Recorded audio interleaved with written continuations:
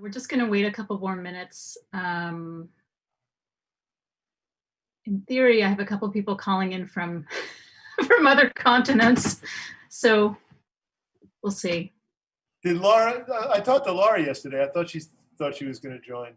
Yeah, she said she'd come in at 2, so maybe any moment. Good. She'll be here. I know she's quite busy, so. Mm-hmm. She was at the midterm, and she's a quick study, so she can, I'm sure, tuck in at any moment and keep up.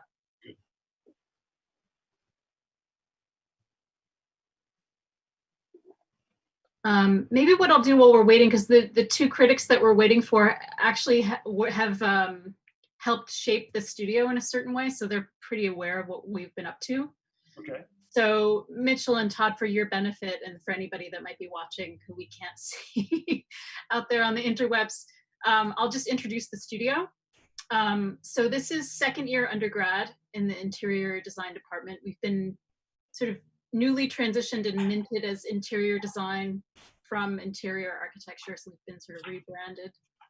And this studio is unique in a couple of ways. One is we have 7 students this semester, 6 of which are new transfer students. So this is the first studio that they have taken at Woodbury, which I think is a very brave thing to do under the circumstances that we're in. And I've been really proud of how they've assimilated themselves, or at least to me, they seem like they've assimilated themselves really well. Typically, this is a studio where I try and introduce the students to a lot of empirical work. So they're working really directly with material and material experimentation. Obviously, under quarantine, that's a challenged dimension of teaching. So I shifted the emphasis a little bit this year to be more of a research studio, which is maybe a very risky thing to do with a second year cohort, especially when they're all new to a university. But I thought, let's endeavor to try it. And they've all risen to the occasion. So it's an exhibition design studio. Oh, there's Laura. The students are designing an exhibition for the Cooper Hewitt in New York City. Hypothetically, of course, it'd be great if they were doing it for real. And this year they're designing an exhibition on the material history of wool. So quite early on, I think in the first month, we invited Paula Delgado, who may join on at some point. She's a dear friend of mine in Uruguay, in Montevideo, who is both a fashion designer and a textile designer. And she spent an entire studio session online with us, walking us through the history of sheep and the human relationship to sheep. It's actually the animal that we have the longest agricultural history with, for sure. We domesticated sheep even before we domesticated dogs. And in fact, sheep help us domesticate dogs. And our relationship to the animal products of sheep, mostly being wool, has a very long-standing history and does have a long-standing history in design. And it turns out that wool is actually in our architecture. It's just often a bit invisible to us. And so one of the first things that we did was we began to look at the performative qualities of wool. And the students all at home got bits of raw wool and bits of felt and began to kind of experiment with the tectonics of those materials. And also their performativity in terms of isolating temperature and their ability to mitigate moisture and all these other things. And that became one of many departure points for a proposal for the exhibition. The other was that they did pretty extensive sort of academic research about wool and its various cultural, ritual, societal, agricultural kind of dimensions. One thing that I did differently this year, which I went back and forth between thinking was a good challenge for them and maybe slightly cruel, was that I did 0 curatorial work for them. So the students were each responsible for defining all the curatorial conditions and aspects of their exhibitions. So that's an important thing to keep in mind as we're evaluating their proposals. let me think what else. I think in the second month of the semester, I invited Tian Ning from University of Michigan in their architecture program to come in and talk to our students about the work that she's been doing with robotics and felting, and a lot of other work that she's been doing with non-woven textiles. So we had a pretty intensive and amazing session with her, and hopefully she'll sign on at some point. There she is. Speak of the devil. Let me just get her to show up in the Brady Bunch square here.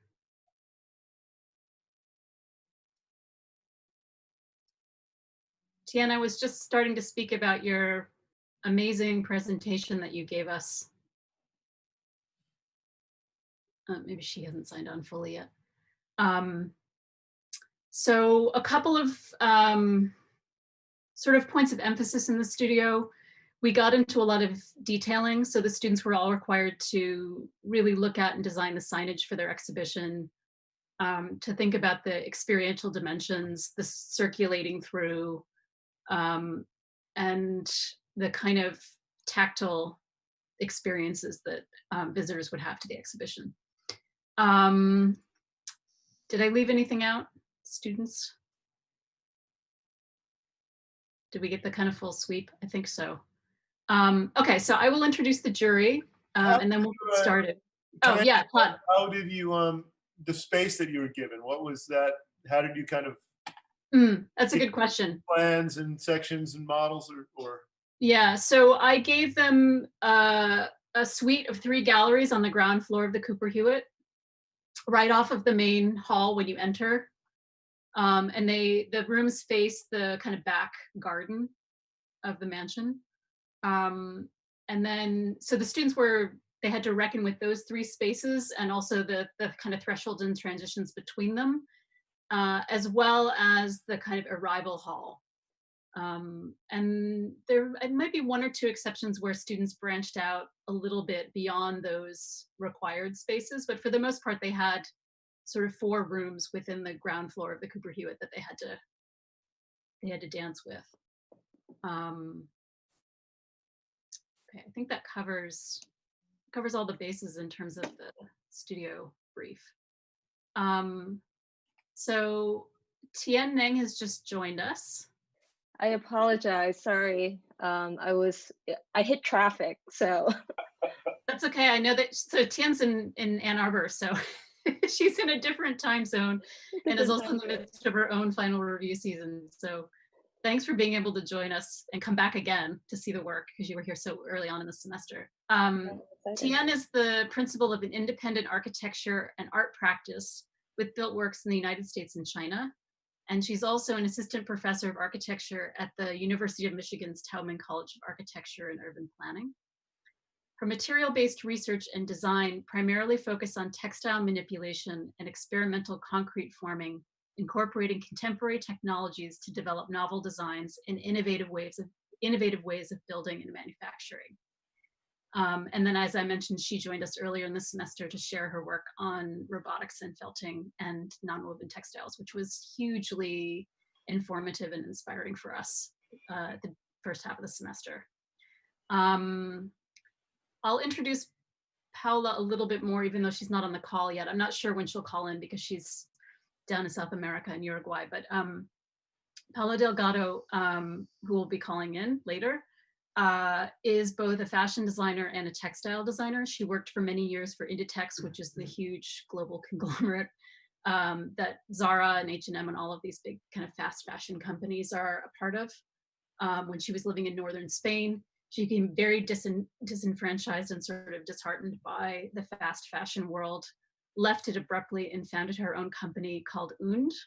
And she works with local shepherds, processors of wool, and knitters in Uruguay to make jumpers, to make wool sweaters that are undyed wool. And then she also does a series of dresses with silk using food waste.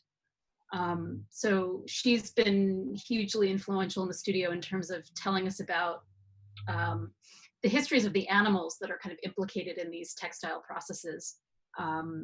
as well as the forms of manufacturing and transformation of raw material into substances or conditions of sort of cultural artifacts. So she'll join on at some point.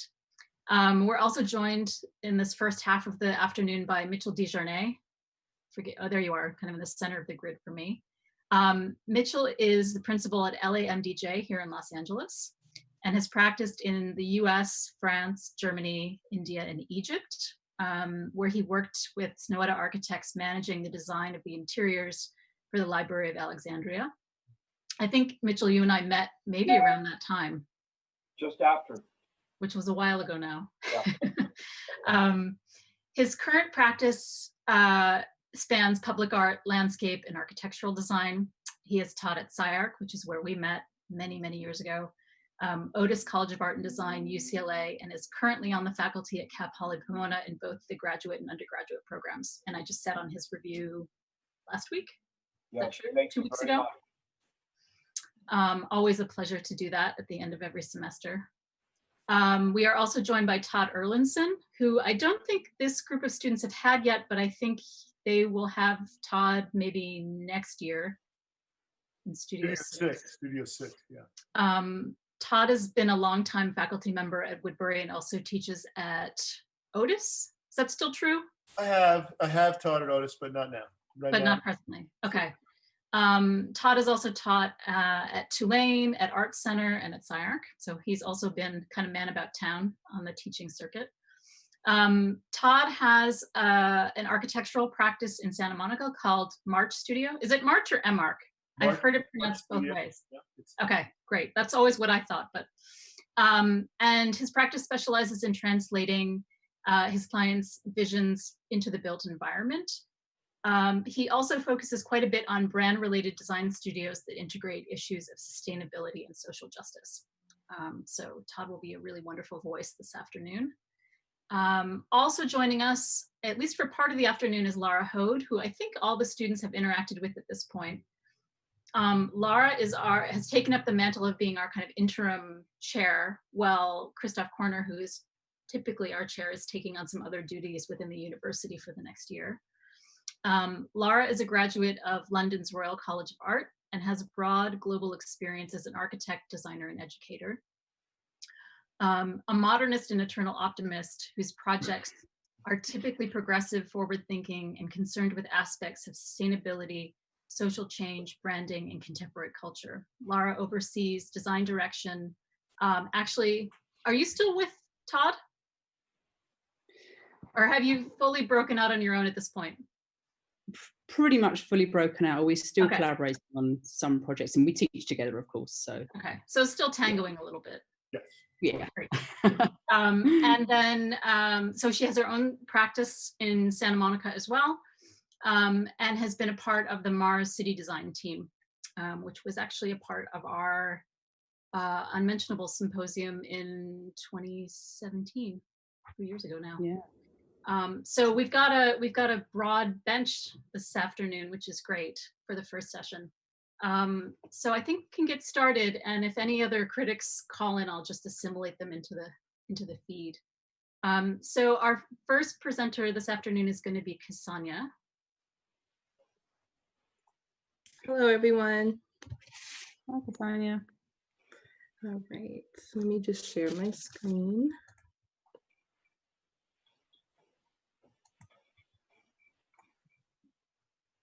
Okay. Great. Okay. So hello, everyone. My name is Ksenia. Before I get into the project, I really just want to give like a mini reflection of basically how this semester went for me, you know, considering that it's been first year, my first semester starting. It's been utterly challenging semester, to say the least, taking 6 classes. There's a pandemic going on, having to learn about 4 new different software programs, while having to work at the same time, and then like obviously the workload at school. It's been hectic. I didn't think I would be able to come this far. It's just been a lot. However, I came through the process more invigorated and determined to hone in on the skills needed to excel as a designer. And this class was very helpful, very challenging. However, I overcame that battle, and I'm still ready to learn more and just continue to gain more skills as I move forward. So moving on to the exhibition project, we had to study the material wool at a raw, like just raw wool. And it was kind of weird to begin with. I was thinking like, how can I really make an exhibit based out of wool? Like it was really hard to picture it at first. But as we continued to play with it, and I remembered I tried to apply more to my faith as far as remembering that, you know, I'm Jewish, and then I celebrate Passover. So we had to literally go out to a farm and pick out an animal, the lamb, and watch the whole shearing process. And that was very bittersweet, but also exciting at the same time, seeing the shearing process. You know, first the slaughter part happens, and then the shearing, and then them cleaning them out. I thought was very interesting, to say the least. And it was, I think, a very, very important part of, you know, before you make a material or before you make clothing, the shearing process has to take place. So domesticated sheep have been shorn since the dawn of civilization. Early on, wool was a vital resource to support human life. Wool is a unique type of fiber that just grows on the hide of the sheep. Most sheep grow wool continuously, and they should be shorn annually. Most sheep are sheared with electric shearers. Moving on, I have like pictures here of the sheep that's being sheared. Some of them that's, you know, about to be sheared, and having like the before and after photo, which I think really says a lot here, and really find it very interesting to see the shearing aspect of the animal. And then showing another picture of the process of different angles that they have to cut the animal, the wool on the animal. And then showing another, more pictures of just the blade that's being used on the animal to cut the wool. And then kind of showing that before and after photo. And then the different types of tools, like there's, you know, knives or scissors, there's electric tools being used. And then I also wanted to incorporate insulation within my exhibit as well, how wool is being utilized, to also tie into my concept, which you'll find out later.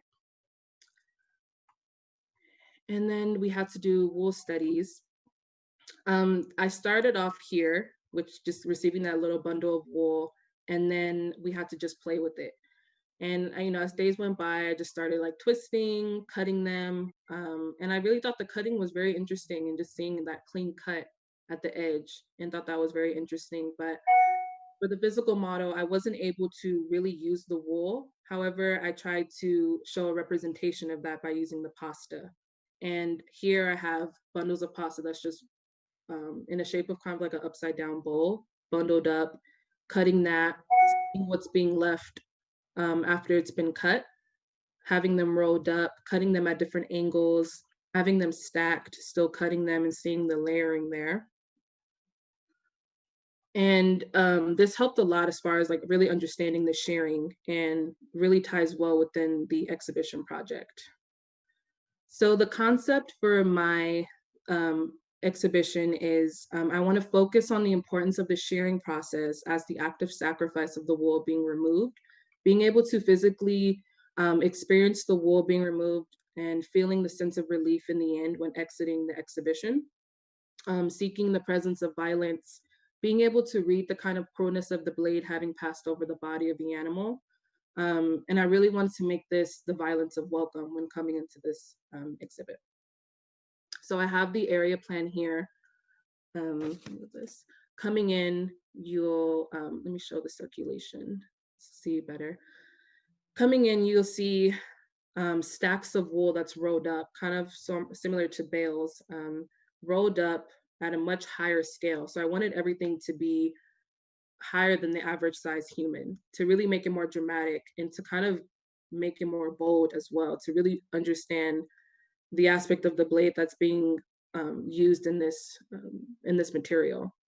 So walking in, you'll see the wool that's rolled up, stacked all around, and having to walk through. So above you, you'll have wools on a shelf that's stacked under, and that's where the signage will go above. Walking through that and really seeing the texture of the wool that's being rolled and cutting through that. And you'll be able to touch it, interact with that. And I think that's really a great way to start when coming into the exhibit.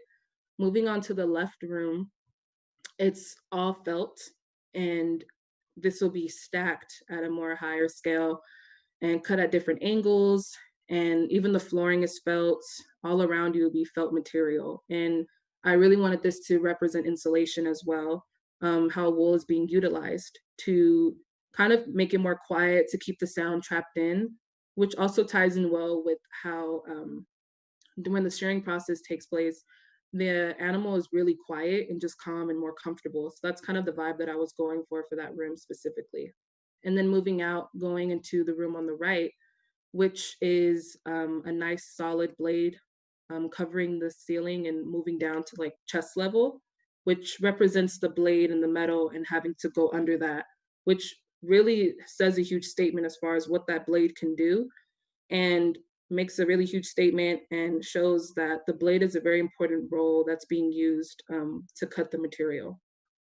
Moving on to the middle room, having the wool that's hanging down, having to kind of go through that heaviness and the wool, kind of having, experiencing the wool that's being on you, heavy, feeling the textures of it, kind of finding your way out, makes it really interesting. And you're able to really interact with the material itself and make your, and kind of just find your way out, leading to the exit, which kind of gives that sense of relief that that whole 10 layers of wool has been removed off of you, and makes a really huge statement. So I have the section cuts. Let me zoom in a little bit so you guys can see. So I have the section cuts here. I mean, I have the longitude, which shows the felt room here. I lifted the floor about 2 to 3 inches. And because for the thresholds, I wanted to include like the blades, make it like a little ramp, which I'll show later. You guys can have a better visual understanding of what I'm talking about. To really still allow the blade to be continuous in all the rooms. And having that here, interact with that, having someone actually go under the blade in the far right room here, and then having the wool that's on the floor to interact with that, to show what was been removed. And then moving to the middle, people interacting with the wool that's hanging. And then having a transverse section of the felt room, along with including the entryway. I have a signage that will go here to explain what the exhibition will be about. And I really like this room because I wanted to, for the signage, I wanted to cut out the lettering and the words within the material. And that really says a huge statement as far as the shearing process and what the blade can really do, showing that act of violence within the lettering and in the material, seeing the layers, which you'll see later on. And this is kind of the idea that I was going for, just seeing that cut. Moving to the middle room, the right room on the far right, I have the blade here, people interacting with the wool that's on the floor, and then having someone come and physically having to go under that solid blade on the metal that's on the ceiling. And then the last transverse section of people interacting with that wool, and really touching the material and going through that whole motion of this whole layering being on you and having to come through that. And then having the wool stacked here above where the signage will go, and people having to walk under that, really says a lot here. And just interacting with the wool that's above and all around you. So here's some of the renderings. Let's zoom out just a little bit. Okay. So I have the physical model here of what it will be like. When you walk in, you'll see the signage here, which I have renderings of at the bottom of my idea for the signage. Made out of metal, solid metal. The depth of it's pretty thick. And just having it placed right in front. So that's the first thing you'll see on top of the wool that's being rolled up. And then walking through that, this is kind of the idea that I was going for here. And I wanted to make it up to date, kind of like as of right now, how we're going through this pandemic, making people wear masks, to have, to be safe and taking those extra precautions. I wanted to throw in people who are wearing masks to kind of make it more real life and fit today's society right now. And yeah, so these are some of the renderings of the signage that I was going for. And here's just the same picture, just by itself, so you guys can really get an idea of what I was going for. Having that rolled up and really seeing the texture. Of course, in this model, this is really pasta, but like I said, it is a representation of the wool to really see the blade and seeing what is being cut, what's being removed, and what's being left behind, which is those markings from the blade. And then moving on to the felt room, before you walk in on this side, on the right, I made the threshold at the bottom, which is this mini ramp, but it's out of metal. And let me zoom in so you can really see. Walking up that, like I said, I lifted the floor about 2 to 3 inches. So you're walking up on a lifted floor. And at the corners, I kind of left like these spikes at the bottom. If you've seen a blade, you can know they have those little spikes on the edges to really still represent the blade throughout the exhibit that they'll be walking into. So just playing with the threshold there. And then in the physical model, you'll see people interacting with the felt that's being stacked at a more higher scale, interacting with it, how there's the felt on the floor as well. People touching it here, really interacting and feeling just the texture and what was being left from the blade. And then here, this is where I want. Sonia, can you move a bit quicker to finish up, just because you've been presenting for almost 15 minutes? I want to make sure that the critics have enough time to respond. Yeah, so sorry. I didn't mean to hurry you, but we just need to make sure that we have enough time to tell you some things, Yeah, absolutely. Sorry, I'm almost done. And this is where the signage will go. The cut felt material, this is where the signage will go. Like I said, I'm still learning the program, so I'm still getting the hang of things and still learning, but this is the idea for it. And then the blade room on the far right, people ducking under to get inside, interacting with the felt material that's on the floor, and then having some renderings of what I want the blade to look like in the room, and then people just interacting with it on the floor. And then the middle room, going through the wool that's hanging down, having to look at it from a higher scale, going through the motion of this layering that's on you. And it's heavy, and it says a huge statement of just going through that whole motion. And the exit, when leaving for the threshold, I wanted the blade to come down part of the way, and then also at the bottom to kind of step over to really go through, like, this is what's been cut off. The wool has been removed from you, you made it out, and it's just showing a sense of relief when exiting the exhibition. And that's all. So thank you. So sorry I went a little over, but I appreciate you guys for watching. Thank you.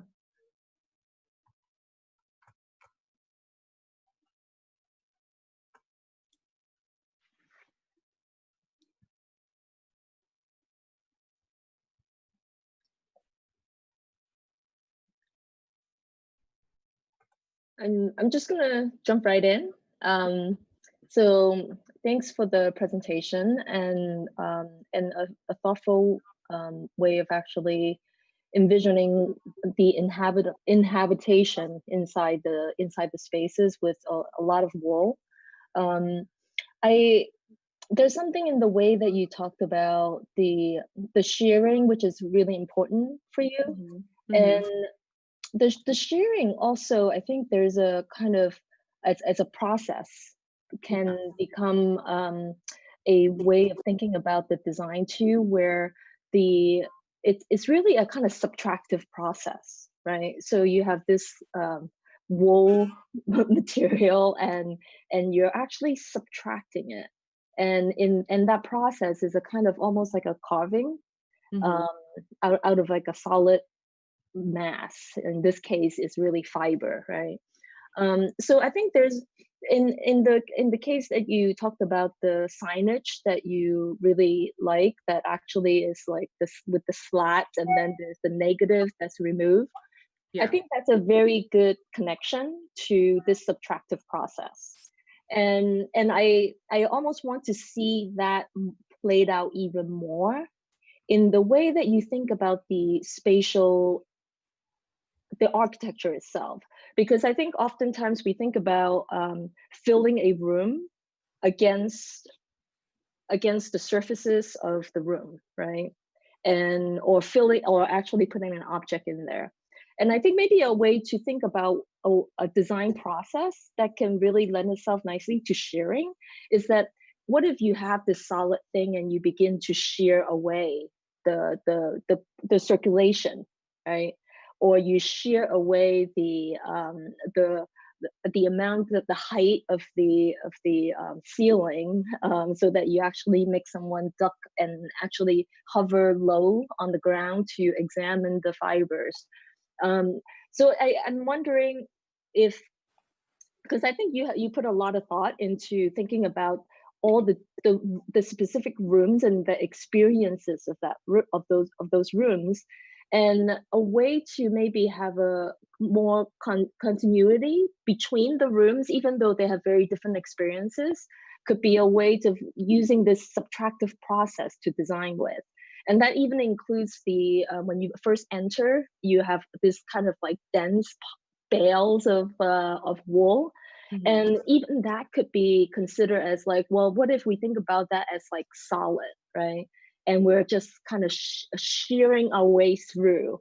And it could be kind of interesting to think about the interactive aspect, because you clearly, especially in this image, you talk about the interactive nature of the tactile relationship.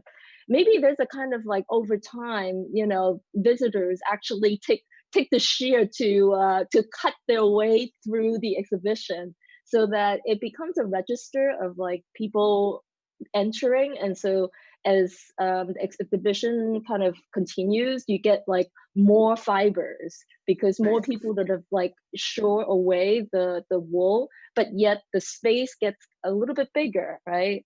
So it could be a kind of a relationship between the visitor, a kind of real-time interaction, but an index too in the spatial condition of the shearing process. So, and also I just want to know before I will shut up, I could imagine someone moving through the space, and like the static cling, you know, would have like all the fibers all over you, especially walking through this room. So I'm wondering if there might be a kind of like a kind of transition, right? Rather than just like at the very clear moment when the room ends and you go into another space, right? Whether there's actually a kind of transition between the spaces as a way to prepare, right? Or as a way to sort of like get ready for the next experience. So maybe the transition can also be the moment when you like, you know, take the roller and you, right, which is also kind of like the shearing motion, right? Just like against your skin. So that could be kind of interesting to think about all these different kind of qualities of the fibers. Right. Thank you. I really like that idea. Thank you for the feedback.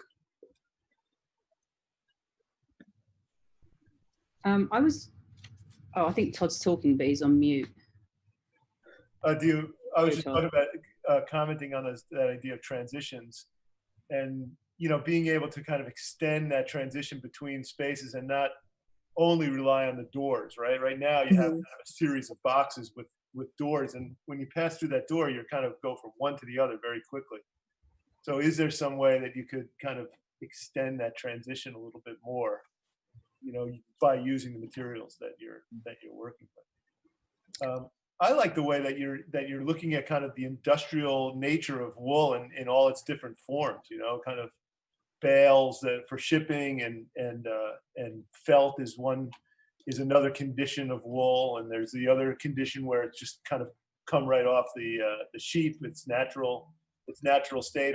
And then the last room is maybe, I'm not sure what state it's in there. I saw a really interesting exhibit on wool in Chicago, I think, and they showed all the different states of wool from when it comes off of a sheep through the different processes, you know, cleaning it and washing it and pulling it and stretching it and turning it into thread and wool, and yours feels a little bit like that. Like each each room is a transition of wool from one thing to the next. So I'm not sure if you have the order right, or the transitions could be thought of a little bit between one and the other. But I do like the way that it's almost completely, it's the same material, but it feels completely different in each situation. And Thank you. it's really interesting. Thank you. If I could, I'd tag a little bit on both those comments and say I think the project is understanding itself primarily through the visual relationships that you're studying in the tools that you're as you said in your presentation, kind of struggling to assimilate into your toolkit. And I would say, though, that just given the kind of empirical point of departure that Heather kind of started the problem with, that there would be, I can think of three like really imperative conditions that would other than the visual, that would really be activated by your proposal here. I think one is the haptic, like at what moments and in what ways do we actually start to feel this material against our own bodies in terms of touch? When is it removed from our ability to use our sense of touch to interact with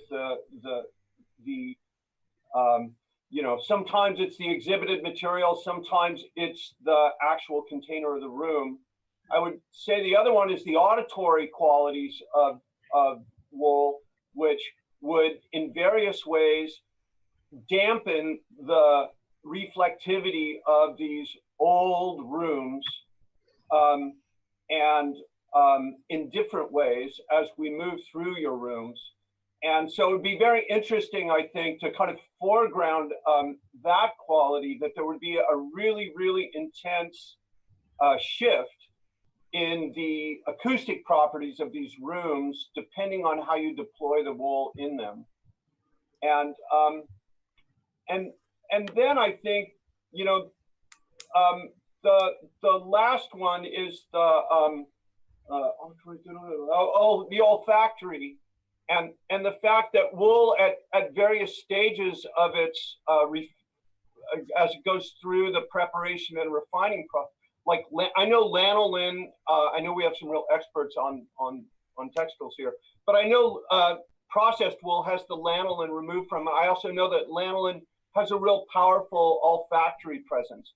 So I think all of those things would begin to inform the kind of phenomenology of these rooms as your exhibit transforms them from their base state as they exist, previous to your work.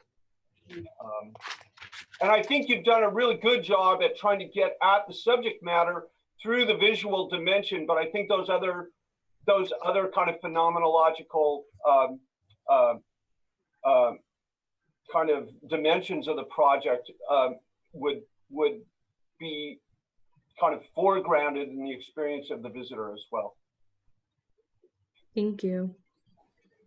I've just got a few points. So I was really interested in your initial observations about and the relationship between this idea of violence, the shearing of the sheep, and the tension that creates. And I kind of feel like, first of all, I think that it would be good it feels like you're immersed in this experience of the shearing, and you go through these different stages of that. And then, so I'm kind of wondering if there's a way that you can create more tension. And I was also thinking about auditory, but I was actually thinking that maybe you should add sound, the sound of the shearing as you're walking through these spaces, to create this sort of tension, as though that you're the person, you're immersed in the wool of the sheep as it's being sheared, and what that actually feels like. I think that's what you were alluding to at the beginning of your presentation. So I'm kind of wondering of how, like I was thinking about your plan at the beginning, your floor plan, and thinking about how you might create tension between the space that the room that you're installing your wall installation into, and the walls itself. So how do you kind of create tension between the existing space and the installation you have spatially? I was really thinking about Lucio Fontana, and he had a really amazing exhibition that just before the shutdown at House and Worth, where he had these experiences, and he's the guy that does the slash paintings, if anyone knows, but he created these experiences where you kind of had to, they were bright red, and you had to kind of really crouch down, and then you kind of had to climb up something and go through something, and it felt really tense and claustrophobic. So I kind of like, I wonder if there's a way that you can sort of think about the forms of these spaces a little more to kind of create some tension as you go through the spaces, you know, and then, you know, as you go through the spaces, they become, the tension starts to ease, right? And then in the end, you're kind of in this sort of floating area with this wall that comes down, and that's kind of how the sheet might feel, right, at the end of the shearing process. So so I guess I'm kind of interested in the parallel experience of the person going through the exhibition as to how the sheet feels going through this experience, right, with the blade, etc. But yeah, I really like the idea that you might add some sound. I think that it could really create something, you know, because it's such a sort of jarring sound to hear the shearing of the sheep, and I think that would help sort of connect it back to the actual process of the sheep, because the sheep's kind of the actual sheep's kind of removed from your experience somehow, so that might help bring that part of the experience back into it. I really appreciate that. Any last comments for Ksenia? I just had a question for Laura. Laura, do you think that, I think that Cassandra was talking about when you went under the blade, like that would be an area of tension, or when you leave the exhibit, you have to kind of cross over that blade. But I felt like the blade wasn't really doing what you wanted it to do. Like it just felt too conceptual, like it's too big and it's too up there. Yeah. You don't quite get it. Yeah, because like with like you can imagine, I mean, some of the pasta studies where you slice through it, like I think it's like if you had this kind of this massive wall and you actually did slice through it, like then you're kind of creating this sort of like, you have to sort of go through, like push your way through somehow, right? It creates a little tension. Because at the moment it seemed like it was kind of stacked, and it's a very sort of kind of curated way that you go through, but maybe it doesn't need to be, I don't know. I mean, it's difficult because then you're interacting much more with the material, which could be problematic. But yeah, it's like, where is, you know, where is the blade? And you know, at that scale, what are the consequences of a huge blade like that? Okay, we'll have to end there to keep on schedule, but Ksenia, I think you've gotten really good feedback. So yeah, thanks for that. Okay, so if you could stop sharing your screen, and then Andrea will be next. And just as 2 points of maybe housekeeping. One, please try and keep your microphone off unless you're presenting or responding, so we don't get feedback noise. And then if the people that are presenting, you just remember to full screen their PDF so we kind of maximize the image on the screen. That would be great. Okay, Andrea, take it away. Okay, hi, my name is Andrea. Let me go ahead and share. Okay. Okay, so hi. For those of you who don't know me, my name is Andrea, and like Ksenia mentioned in the beginning of the semester, we were charged with just getting a bunch of research about both sheep and the way that wool functions as a material and as a fiber. And my initial research, a lot of it was focused on this idea of differentiation, which had to do with both the difference in the wool qualities of different types of sheep, as well as just the way that the wool behaved. And again, like Ksenia mentioned, we were like assigned to experience wool in its like raw I guess, like manner. So it was a very strange experience for me, but I really liked the way that the wool kind of carried elements of the environment in it. So you had like, it was kind of sticky because of the lanolin that it had, and it had little twigs and leaves in it, which I thought was really interesting. So I really wanted to capitalize on the way that the wool felt, and that experience of like touching the wool and just kind of feeling the way that it feels. I really wanted to use that in my exhibition. So again, I was looking at this idea of differentiation, and a lot of it came from these different processes. So how was wool turned into this material? How does it go from a raw fiber into being a material that's used for clothing and for carpets and a lot of different things? So I was looking at the process of knitting and how it goes from being this dirty wool, and it starts to get washed and combed and finally turned into this yarn that's used for just like commercial use. So these are some of my early tectonic studies. Again, I wanted to kind of capitalize on the tactility of the wool and the way that it functioned in terms of kind of like binding with itself and turning into this material. So a lot of it came from just like these initial studies of how tying the wool kind of gave it these little qualities. So like how light filters in through those gaps that is created from the different knots. So like I said, my exhibition focused a lot on the process of how wool turns into yarn and how it starts to get knitted. So I wanted the circulation to be kind of linear. So you start in this lobby and you work in a counterclockwise motion through the exhibition, and you kind of do like a loop towards the entire thing. So you start back at that same lobby. So sorry about any background noise, but you start in this initial lobby with kind of dirty wool that's on the ground. And the reason I wanted the wool to be on the ground as opposed to just kind of like hanging or anything was that I really like the idea of people stepping on it and being able to experience different things like the smell and the crunch of like the little leaves and anything in it. So since the wool is dirty, I didn't want anybody to have to like worry about damaging their shoes or anything. So I added these little benches that go around that allow people to kind of sit down and have any shoe coverings or just kind of like store their shoes there while they walk through the exhibit. In this first room, you'll be able to see a little bit better in the sections, but in this first room, there are almost like braids of damp wool that are hanging, which is supposed to I guess like emulate the idea of this damp wool that like it's drying after being washed. So the absence of that material is kind of what is used as the circulation. Then you go into this room where there are brush like bristles of the carding machines that are up against the wall, as well as these like spirals that start to let the material be clung to the walls, and it starts to kind of comb through the materials, and then finally you get through this room where the material itself is kind of pinned in certain locations around the room, which allow the molding to kind of stick through the walls, and it kind of filters the light, so you have different light qualities.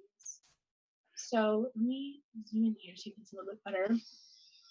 Again, in this first room, I really wanted you to be able to see how the different braids hang and how you're able to walk behind it, and you're able to walk in this like certain circulation that's like indicated, but you're still able to kind of push your way in through the different braids or like locks that are hanging from the ceiling.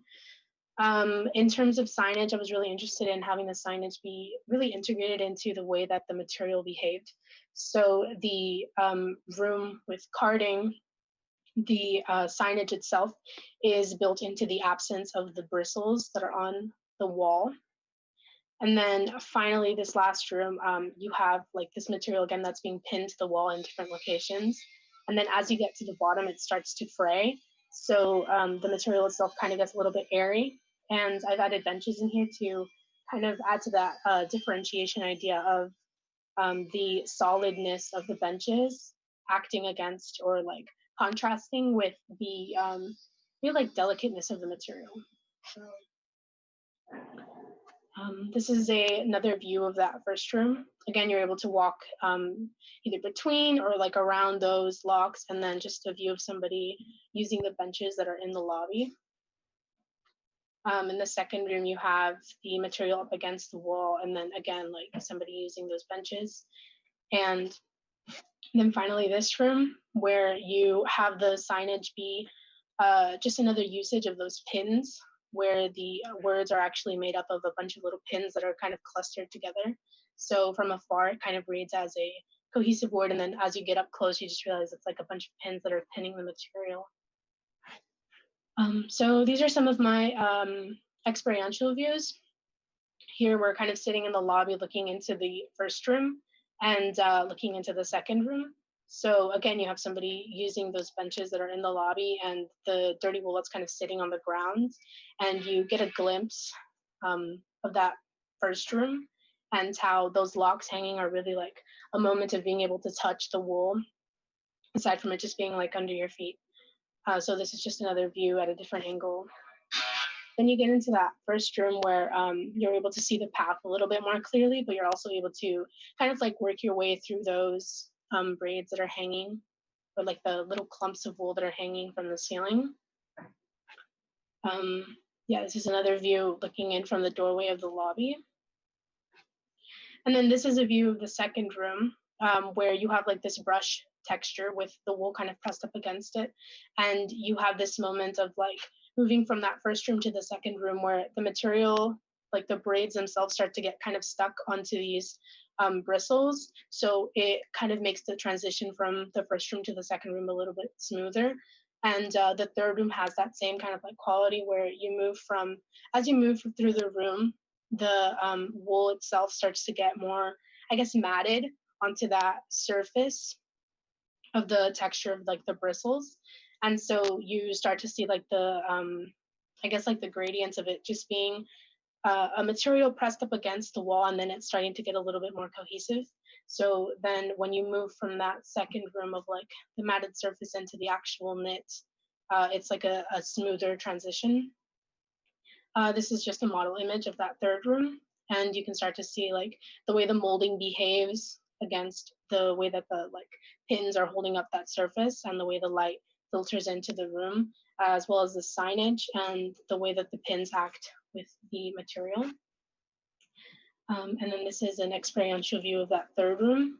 Again, just seeing the way that the light kind of works with the room, and it diffuses the light that is coming in through the windows. I really liked the idea of the room feeling like very soft. So because knitting always reminds me of like sweaters or mittens or like kind of like homemade clothing, I guess. So I really wanted to use that and have that be like the way that the material works around the room. So again, like the edges start to fray a little bit near the end, so it really starts to like diffuse on the way down. But yeah.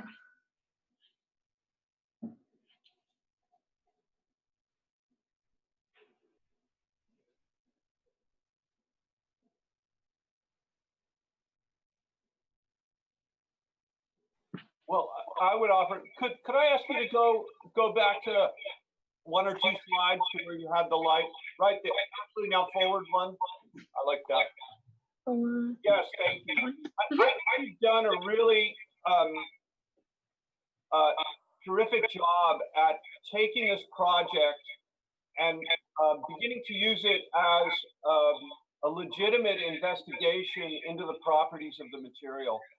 And I think at every step of the way, you find a new way for the material to either exhibit its properties relative to gravity or its ability to cling to a bristle and using friction, or in this case, hanging it in a way and allowing it to become both an insulator for the space and a filter for light.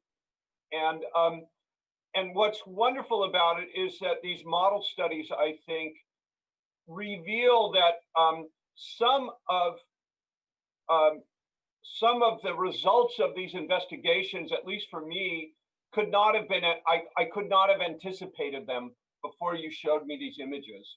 So to me, that's a sign of a really, a project which is kind of on the rails to, really addressing the subject matter of the studio in a direct and interesting and open-ended way. Thank you.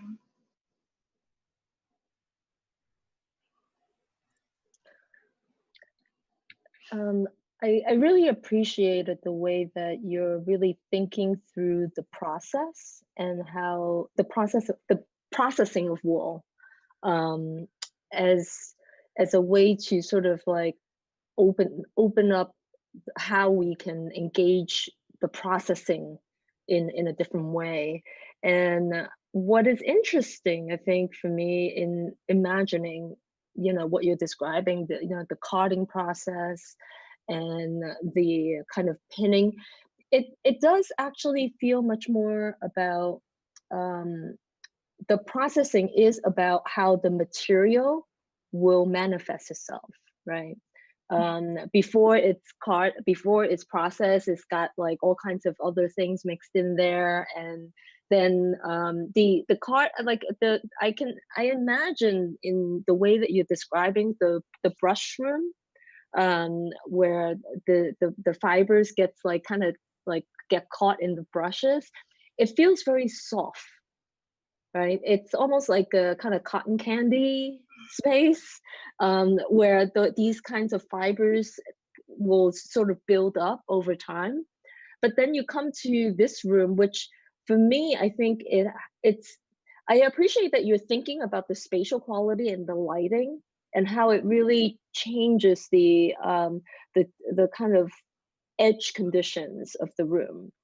But I'm wondering whether the pinning actually is compressing the fibers together, and almost very similar to the kind of felting process, where the more you punch, the kind of stiffer it gets, and actually it also begins to shake, right? You can actually, for instance, the way you talk about the molding, it's like, well, when if you're punching the wool against these kind of ornamental or molding areas, then you actually get a different kind of form or shaping. So maybe less about, I understand that you want to end at the kind of like fiber and the knitting aspects that you associate wool to be, but it feels like you're really getting to the manipulation of the material and trying to expose the qualities and performative qualities of the material in more direct ways. So. Okay, thank you.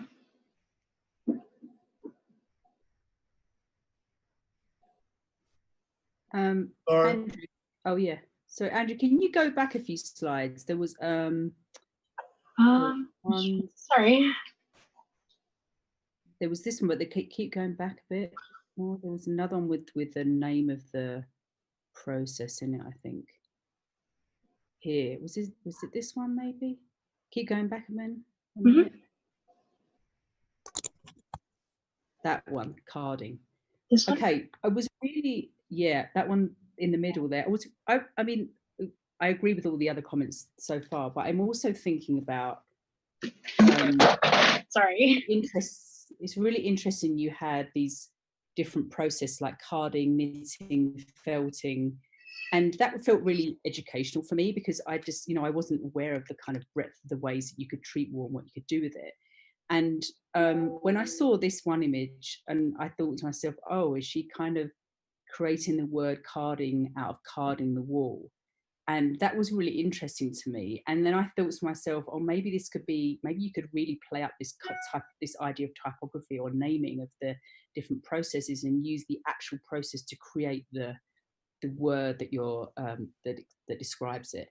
And then I felt like it, because that would, I mean, that just, it felt like, you know, you could go through these different rooms and each word is kind of created with the process. And it just felt like you might be able to blow these up to a big scale and make them really immersive or interactive in some way.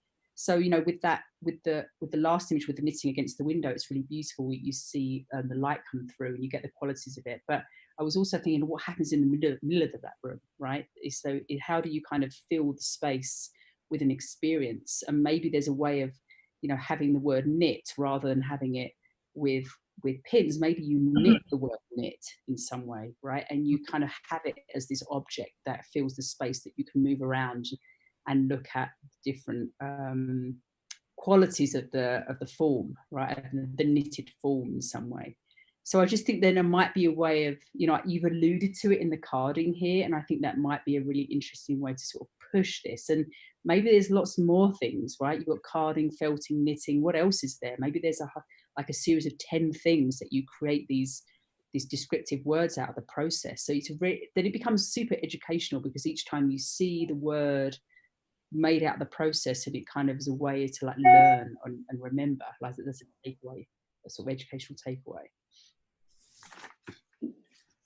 Yeah, that's really interesting. I didn't think about like actually having the word knitted, so thank you. I was going to say, I was kind of that last room that we several of us have kind of focused on is really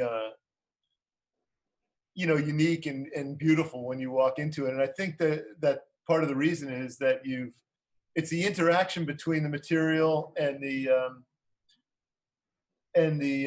focus of the exhibition and the space that you were given, right? Kind of taking on the architecture of the space, right? Really enhances the knitted quality of the material. And I really appreciate that.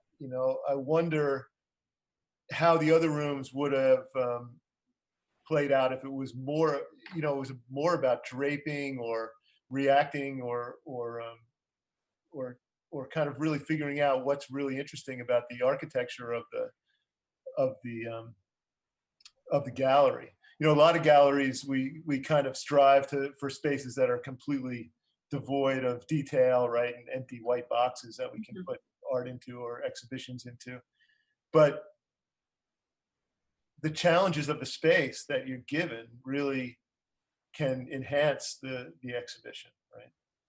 So thinking about how the floor goes, and then on the other hand, not being restricted by the 4 volumes, right? I said that in the first one, but the fact that, and Laura was talking about, well, maybe there's 10 different, and you don't have to limit yourself to only 4 because there's only 4 rooms, right? There could be a way to let those different systems kind of move more seamlessly between the rooms. So I guess I'm kind of advocating for both, not being constricted by the architecture, but on the other hand, kind of accepting and kind of enhancing the architecture of the given space as well.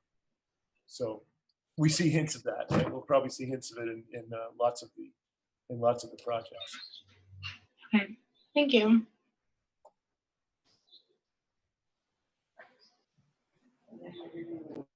Any last comments for Andrea?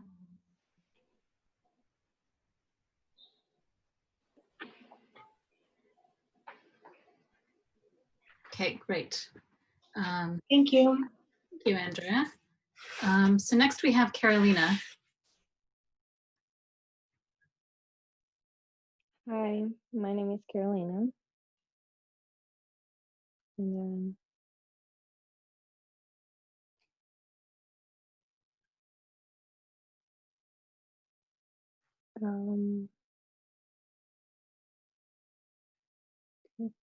And so I took a different approach to this project about wool. Oh, I'm so sorry.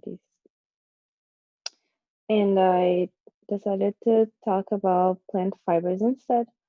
And that's because personal reasons. I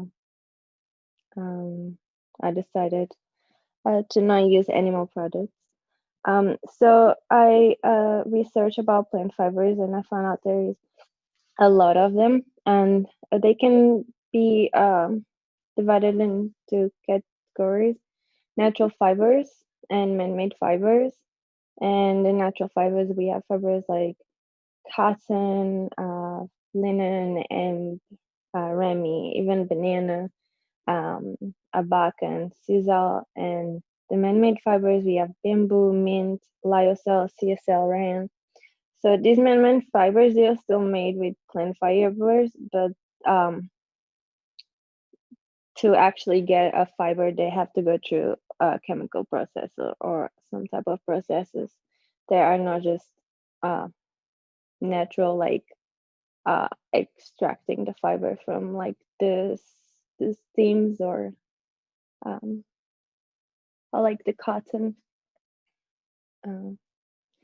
So I decided to choose 4 fibers to focus on, and the first one is bamboo. And here we can see the bamboo, the plant in original form, and then the fiber, and then is breaking into to make it soft. The bamboo, it's been used as a material for thousands of years, including in architecture, but only recently it was possible to use as a textile.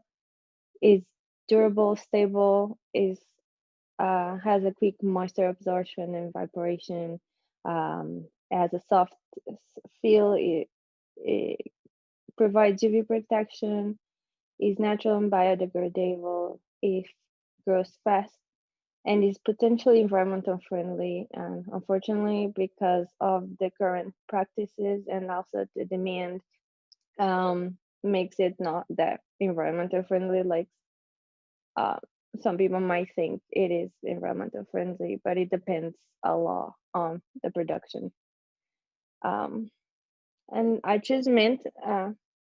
It's actually cellulose fiber infused with mint and gives it a lot of properties, such as antibacterial, cooling effect, breathability, also UV resistance, is natural and biodegradable, is the process are similar to tencel, is in a closed loop system, and it recycles solvents, so it's actually good. And then I choose DIAMP. Here you can see different processes, the fibers coming from the stems, and then also breaking into a soft fiber. The AMP is strong and durable, is absorbent, able to thermoregulate, is resistant to fungi, bacteria, ultraviolet, is natural and biodegradable. It also grows fast and in a lot of different soil types. And some of the processes can be harmful though. And this is the flax. That is the flax is the plant, and from the plant comes the linen. And is also strong and durable. It protects from UV, ultraviolet, and it also resistant. Is non-allergical, natural, and biodegradable. It requires less water, energy, and pesticides to be grown. But again, the chemical processes also might be harmful. And then we do some material explorations. I braid them to see the texture. So bamboo, we have a very soft and lustrous fiber.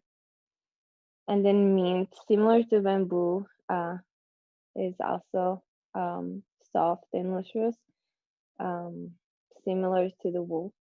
And then we have hemp that is more stiff, similar with the flax and linen that is also more stiff and irregular. So this is the site plan. And this is when we first get in. This is my sickness. I changed the title to Plant World.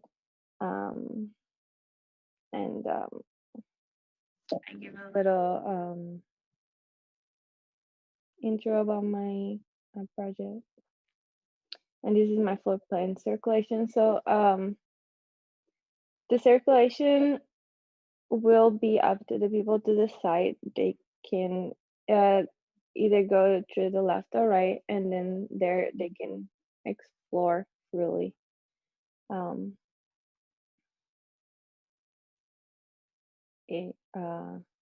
Yeah, so on the first gallery on the right, we have the mint and the bamboo. And I decided to create a path with the mint fiber so people could touch and also feel how soft it is, and it provides a shelter and a comfortable. And then coming here, we had bamboo sticks vertically, also creating shelters, and then the seating made of with the bamboo fibers. And then we go to the second gallery. We have a garden with the plants from the fibers that correspond. So in this side, we have the bamboo plants that correspond to the bamboo fibers, and the mint flowers or bushes that correspond to the mint fibers. And then on this other gallery, I decided to the entrance to the gallery will divide the people, and they will go through this kind of a maze. I took the inspiration from the tool that is used to break down the fibers of linen and hemp. It's kind of a metal brush. Um, the bristles are kind of like nails. So I decided to put human size metal sticks, and people have to go through it. And they decide their own path, and then they get here, and it can also pass through the fibers of and here will be linen and hemp coming down from the ceiling, and people can hover around them. And I provided also magnifiers so people could look a close up of the fibers, because linen and hemp are very similar. And I even read that it takes a microscope to sometimes even notice the difference. So I found it interesting to add some magnifiers so people could see the details of the fibers. So this is my section. My first section is from the hallway and looking at the entrances of the three galleries. And the middle gallery offers a sneak peek about what it is, because it might not be very obvious at first. So people will see plants and will know it's about plants, and then we'll go into the next gallery and see it's about fibers. And then this is my section B. It shows the three galleries, and it shows the bamboo, the vertical bamboo sticks that then they will they were original bamboo plants, and they were transformed, and they're reduced to just bamboo sticks that can be used to create shelter and the architecture. And then from the bamboo sticks can we extract the fibers to create seating for people to sit. And here is the human size nails that I was talking about. People go through it, and we have the fibers hanging from the ceiling. People also can hover around them. This is my section C. It's can see again the nails and the fibers. The nails will, if you keep going straight. Oh, I'm so sorry. I don't know what happened. They will go to the fibers, and they can keep going through the middle of the fibers. And here's the section of the garden. People can take two paths.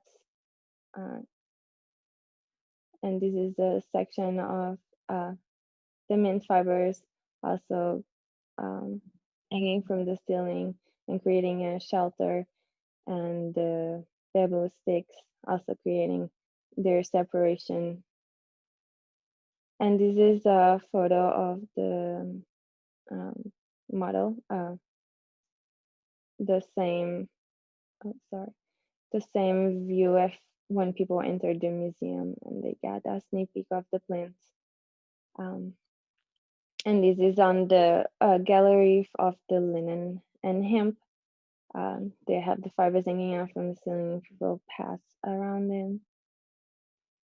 And the same thing here. And I didn't really have many materials, so I tried to represent the bamboo with pasta. And here again, we can see the mint fibers, how it creates a comfy and soft shelter.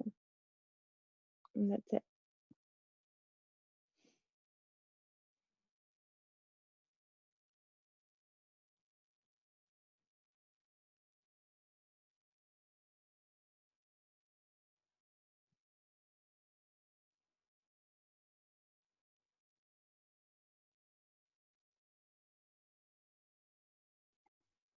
Thanks, Carolina. That was a really great presentation. I really appreciated your initial studies of the different plants. I thought your images were really beautiful and well put together, and you're very thorough in your descriptions of the properties of each of the plants. And I was really, I had no idea you could make fibers out of mint, for example. So I think it was really informative, your research. And I liked your first image where it looks very sort of inviting, where you had that view through and all the kind of plants. It almost looked like a sort of jungle that you could go into. And then you sort of have these other spaces that feature the fibers. Okay, so, but I'm wondering, for me, it was like, okay, so which one was mint again, and which one was hemp again?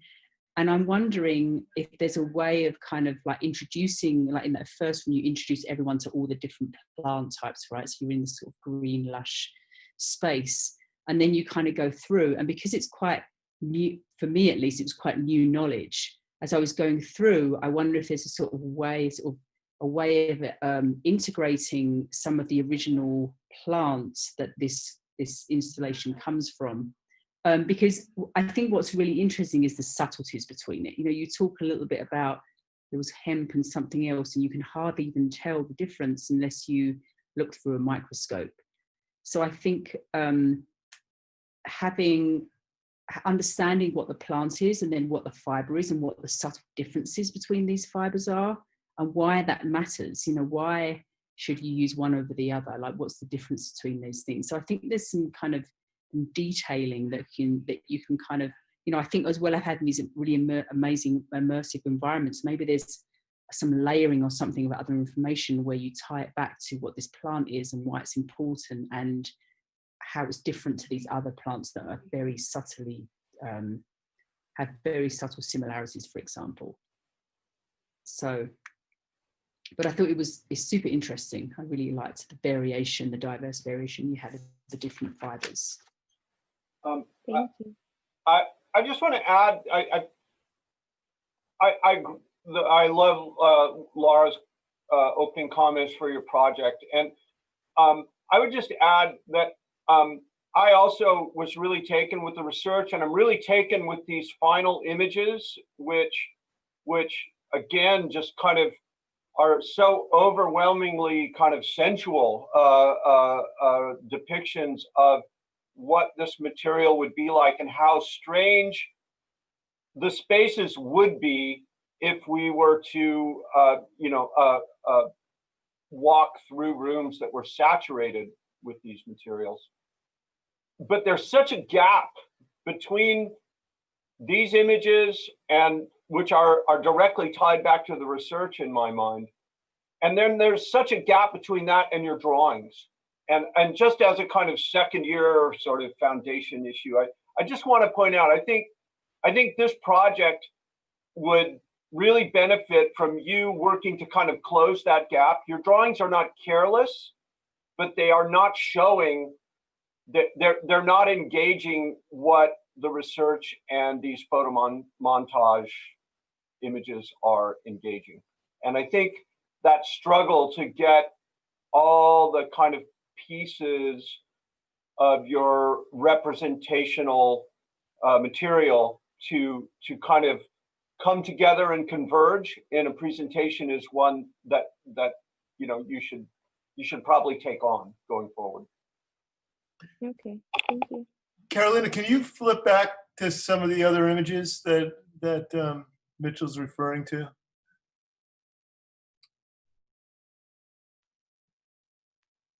Yeah, because like the sections, I was going to say that the drawings kind of show more of a range of qualities of the materials, right? You have some rooms that are the plants in their natural state, right? That middle room kind of feels like a greenhouse, right? And then the left-hand room is almost architectural in the way it's depicted with the vertical bamboo. And the left side has the comb that you walk through, the oversized comb. So I'm not, where does that kind of more delicate sensibility that you show in your models, where does that happen? Does that happen in all three rooms? Does it happen only in the last room on the left, all the way to the far left, or where do we see that? We see definitely in the garden, and also with the mint fiber, and because it's very soft and is hanging from the ceiling, so yeah, it drapes. It has good drapeability. Yeah. So I guess tagging on to Mitchell's comment, I kind of like the idea that you had lots of different states of the material from the growing plant to its final, kind of processed fiber state. But the experience of that isn't really clear in your 3D or your kind of experiential drawings. Thank you. Yeah, I think there's a clear focus for you in the research component, that there's a genuine desire to learn about the plant-based fibers and all the different types. And what's kind of striking for me is that I think there's a wonder that you tapped into in terms of thinking about plants that somehow can create fibers and are essentially can be found in all kinds of things and objects, using these fibers.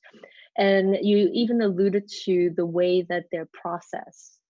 And so I think there's a kind of maybe if I remember correctly, that because the natural fibers has to be broken down, that's why those chemicals are used. That essentially, like, you're breaking the cells into, it's almost like a mush before it can become like fibers and cells, right? And so, I mean, it seems like there's a kind of sustainable aspect to your project or your interests that I'm wondering if, maybe we always think about exhibitions and things that are kind of like the fineness, the experience and the form. But then I think earlier in the project before that, I think Laura had mentioned the God, I lost my train of thought. Like the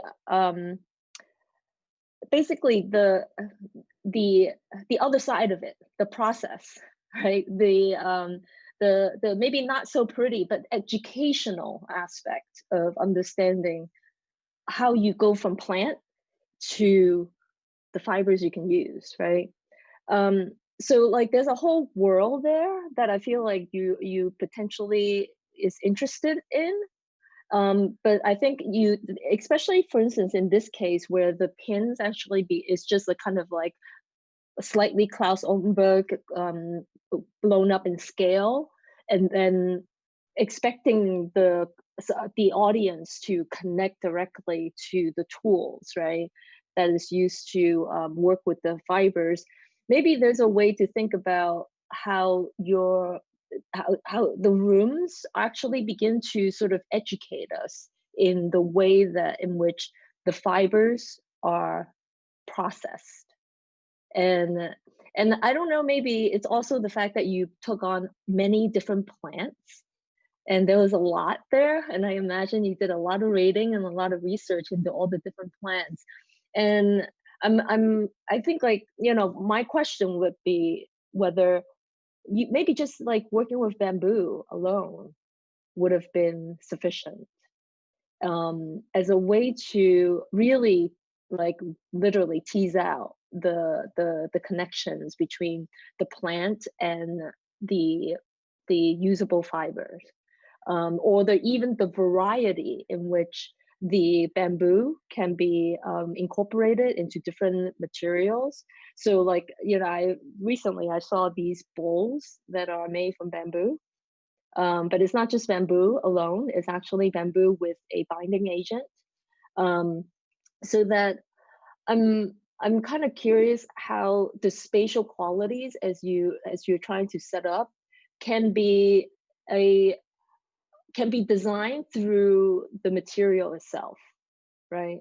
That the hard surface or the soft surface, or the quality of the moving through the rooms, like, you know, walking on usually like some kind of like carpet, you don't hear anything, right? So it has to be a softer space versus something that can be much harder, but then realizing that these really strange, like, these material have different qualities, and guess what, they're all from one material. So I maybe just as a way to sort of in the future, that maybe just narrowing it down would allow you to focus it more on expanding on the potential of addressing like one thing. So, but yeah, I appreciate the kind of fiber nature. And so in thinking about fibers too, like, you started braiding them, and I'm wondering if it has the same kind of non-woven potential, which is different than braiding or knitting or weaving, right, into a textile. So how might your manipulation begins to, like, is it by people walking on the fibers that begins to get matted down, and it actually then becomes like a much more, the more you walk on it, the stronger the carpet is, for instance, right? So maybe there's a way to think about people's interaction as having a direct relationship to the material. Thank you. Any last comments for Carolina?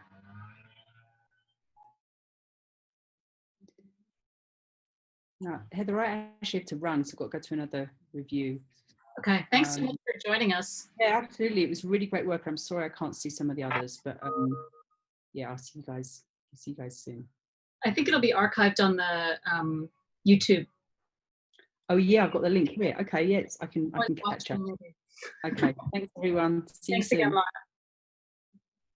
Okay, our last presentation for this session is with Evie.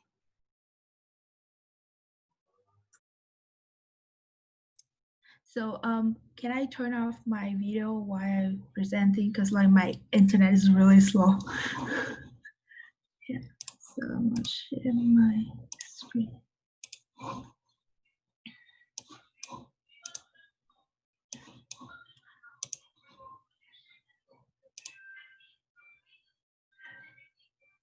Okay, so hi everybody, my name is Evie. So today I will talk about my woolen exhibition.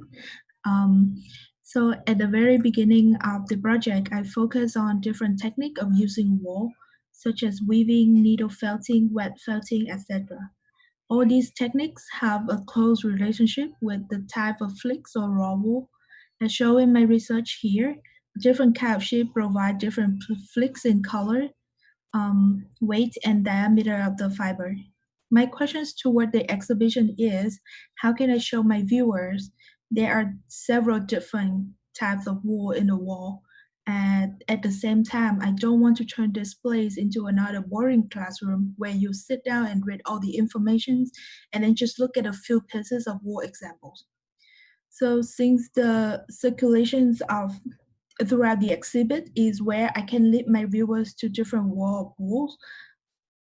I want to turn that into I want to turn that moving flow into something interesting that people want to experience more. As for the color and the material of the exhibition, I want to keep everything at the natural color of the wall.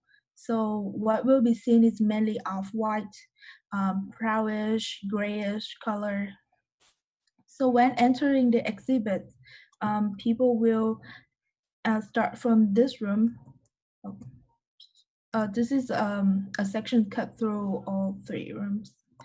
And then when entering the exhibit, people will start from the first one, going under a giant loom with different yarn weaving at 45-degree angles, and some area push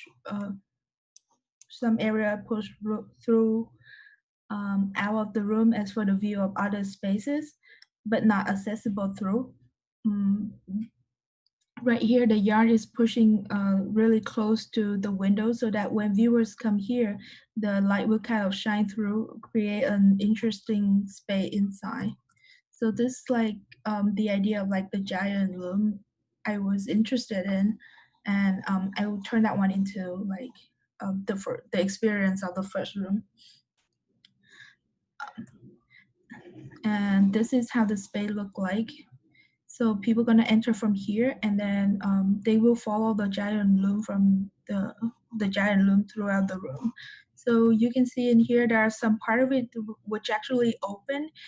People can get through this one into this area right here, but because of the weaving yarn above them, like above the head, it's actually kind of like showing their way through the first room. Okay, so the second room is a raw wool that is organized like really tight, like creating a curtain of wool. There are several curtains like this, yes, and dropping down really close to the floor, but yes, still accessible. These curtains are cut at different angles and shape and height, creating a unique open area between the wall and the floor. So by walking through this room, people can actually interact with the texture of raw wool themselves. And while doing that, they also have to find a way to the final room. So when people are going through this one, since like the curtain of the wall is like really tight, the only like visible area is the area between the dropping wall and the floor. So if they want to like find their fastest way, they have to like actually like kneeling down or laying down to like to see the space. And by doing that, they see the different angle and different cut of the raw wool in the second room. So this is a section cut through that. So this is like a view of the first one, and this is like the open area of the second room. This is from the top view. These are like the natural color I want to keep for the second space. And this is like a view at the bottom. So it's kind of like these combination of sphere that creating a cut. Oh, okay. So this final space is about felt. As I mentioned in the beginning, wool come from different kinds of shapes, have different colors. So in this room, those colors are sorted out into five blocks of felt at the height of bust. These blocks are placed tight, so when entering the space, people will actually have to like kind of pushing through, and by doing this, they can also touch and experience the texture of felt. So these are 5 different blocks. I choose these blocks like the really main and the usually seen color of felt. some in dark, some in like lighter, like grayish, off-white colors. And then when coming back to the main entrance here, just like when people entering, they will see some part of each exhibition are sticking its tongue out, like this area right here, this area right here, and the felt from the final rooms right here. In one of them, the raw wool panel from room 2, which is this area right here, become the signage of the whole exhibition. However, for this signage, wool in light gray and light grayish and off-white color are being used. So, and some part of it are dyed dark to reveal like the name of the whole exhibition. So since there are a few layers of it, some part of each layer are being dyed, and then when combined to each other at like the angle when viewing it from here, people can actually like see the whole name, like the whole name of the exhibition clearly. But then if you view it at different angle, the name will not be like that visible. So this angle also make people like when going here, they have to like going toward this side to actually see the signage, and then by doing that, they will continue toward the first room and then going with the circulation toward the final ones. Yep. So this is the end of my presentation. Thank you for listening.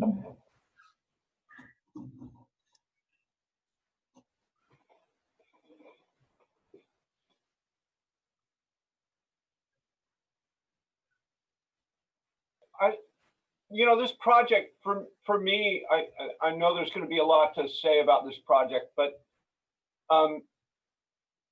just going back over the sort of range of interests we've seen so far in the studio, your first room, Evie, and it's even potentially in your second room, though it's a little ambiguous.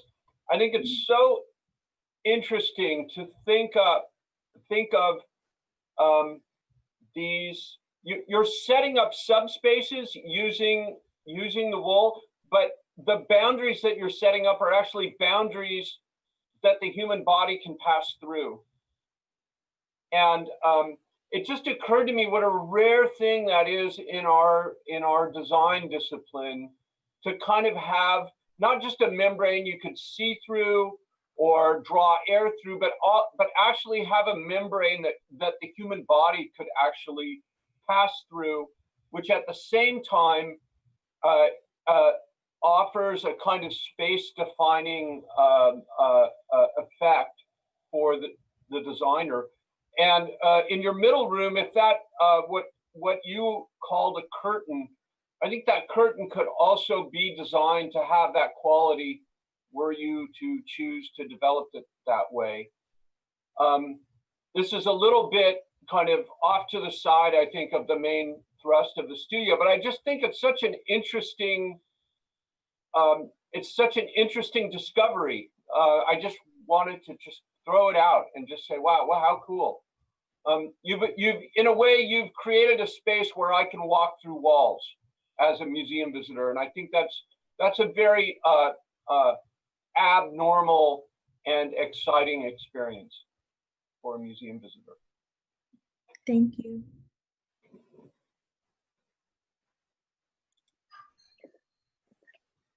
I think there's a lot of really fantastic opportunities, the way that you're thinking about the different state of the wool, but also in extracting the characteristics and qualities. And similarly to Mitchell's comments, that in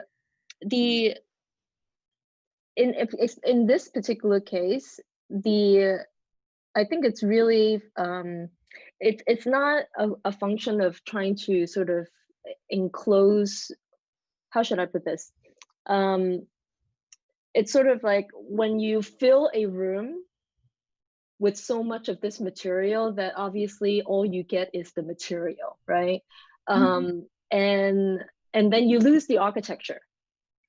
And in this case, I think it's a little different because the way that you're trying to use these lines as a way to create layering and the effect of the human body moving through, I think it's a very unique way of thinking about the design, because in this case, the human is part of the image. And maybe there's actually a representation that actually use these lines in all the different angles, like in different ways, and that layering is actually what's going to give you the different kinds of experiences.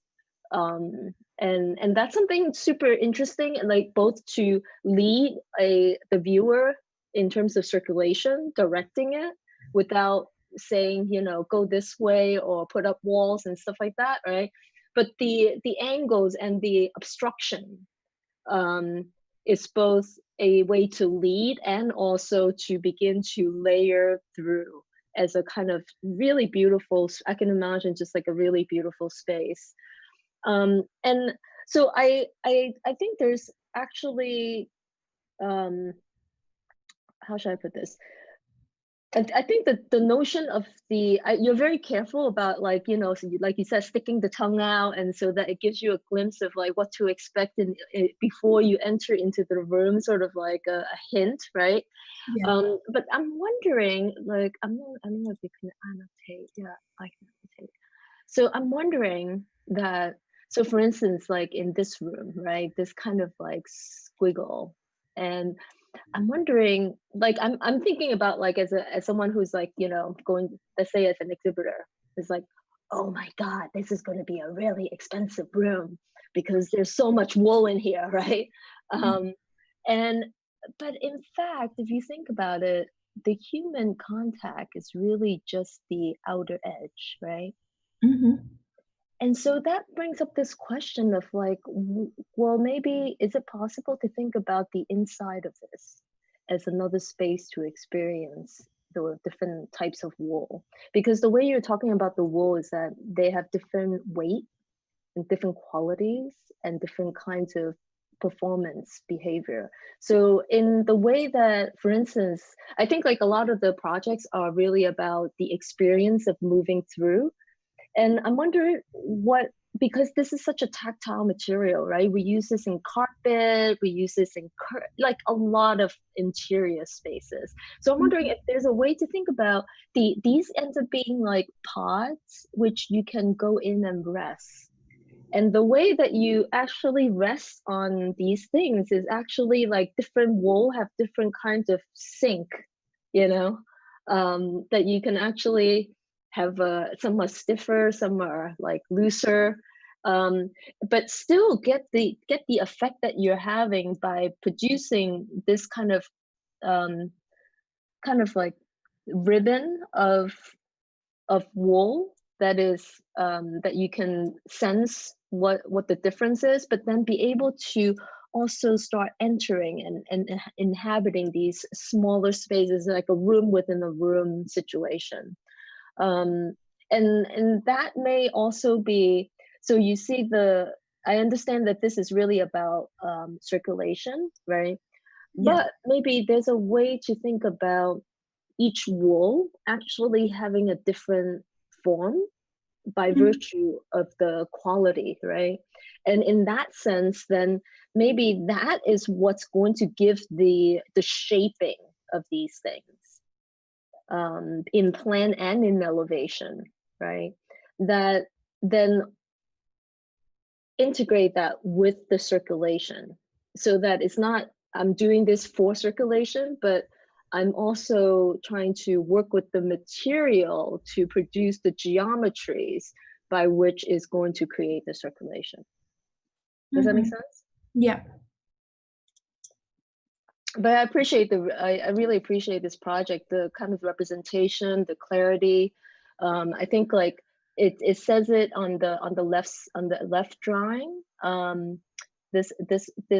The left room, you see the layering, you already have it in your mind.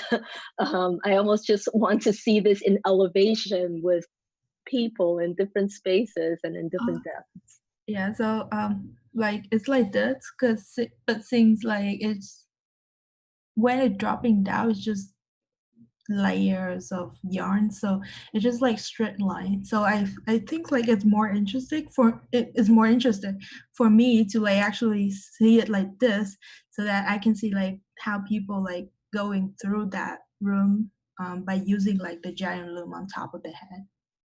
Yeah, I think you can totally model this yeah, I think there's no way to do this in plan and elevation. You need to do this in a model 3-dimensionally, because it is so spatial, and that's what's super interesting about it. So Yeah, okay, I'll work on that. Thank you.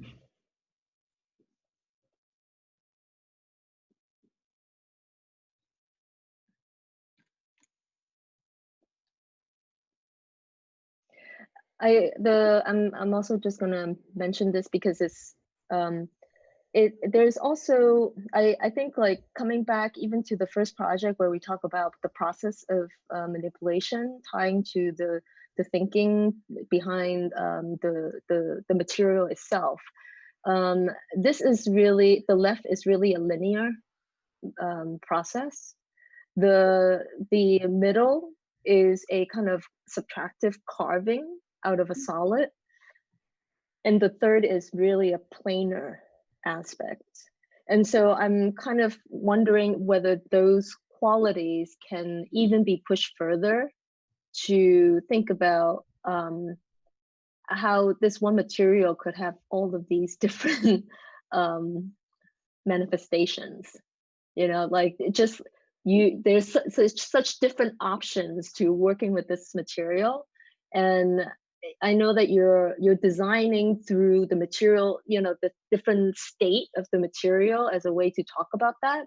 I'm just wondering, I don't have an answer for it really, but I think it's super interesting to think about. You know, when you work with the linear material, it's quite different than something that is like a mass versus something that is planar. So can that tectonically begin to arrange and describe different kinds of construction? I see. I think we may have lost Todd. He had a dentist appointment he had to hop on. Oh no. Actually, I have a little tag for Evie too. Do we have time, Heather? Yeah, we do. Sure. Evie, would you mind switching back to your section showing all 3 rooms? Yes, thank you. I think, and this is kind of a comment for Evie, but I think it might be more or less a comment that I could have said at any time today, which is that, you know, many of the projects in plan, I think, either selectively or in a general way begin to reference the kind of layout of the rooms, even when they deny it. They're commenting, and you know, a denial is an engagement of a kind.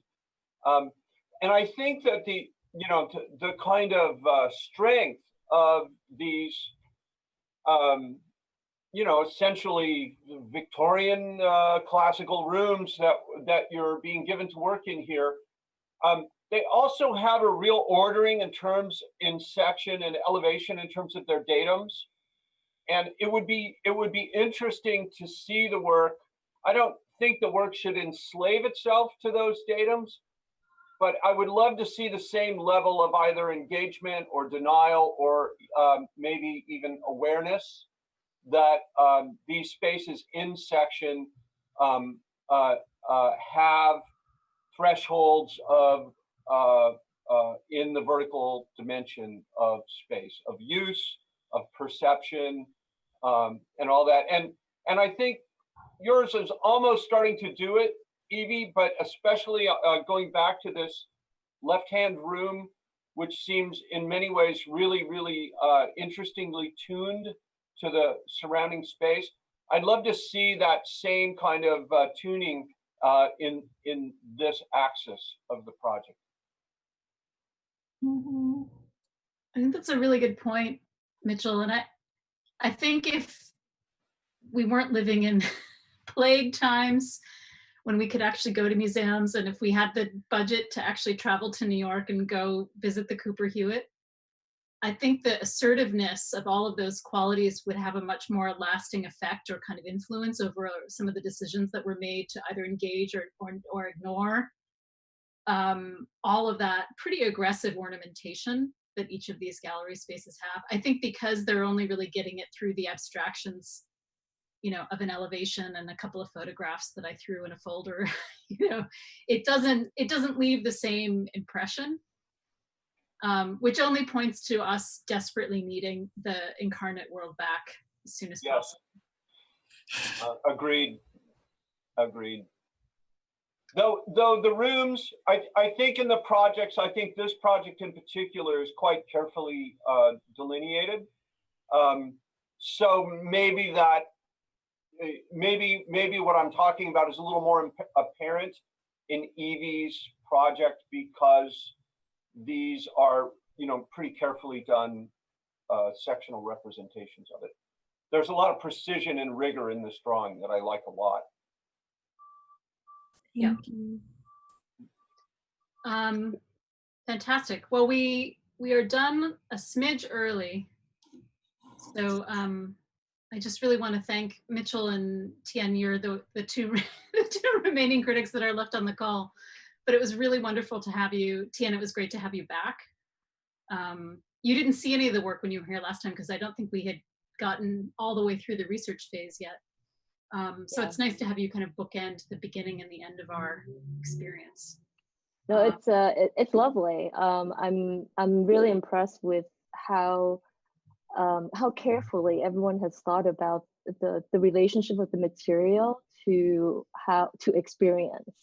So so that's definitely coming through in all the design. So it's a pleasure to see this work in the design world. So yeah, thanks for having me. I have to say, I forgot on a fairly regular basis that these were second-year students. Woo! May we all be so blessed. So, it was congratulations to their ability to take on I threw them into the deep end of the curatorial, and they all came up with something. So that was a really huge surprise, welcome surprise for me. Well done, class.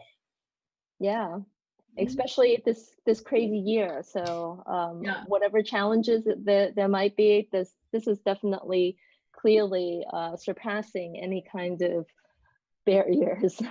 So this is great. Fantastic. Well, we'll release you back into your afternoons. But thank you so much for joining us. Students, if you guys can just stay on the line. Because we're not done. Thank you for the work. Thank you for inviting me. Congratulations. Pleasure to have you both. Thanks for all your insights.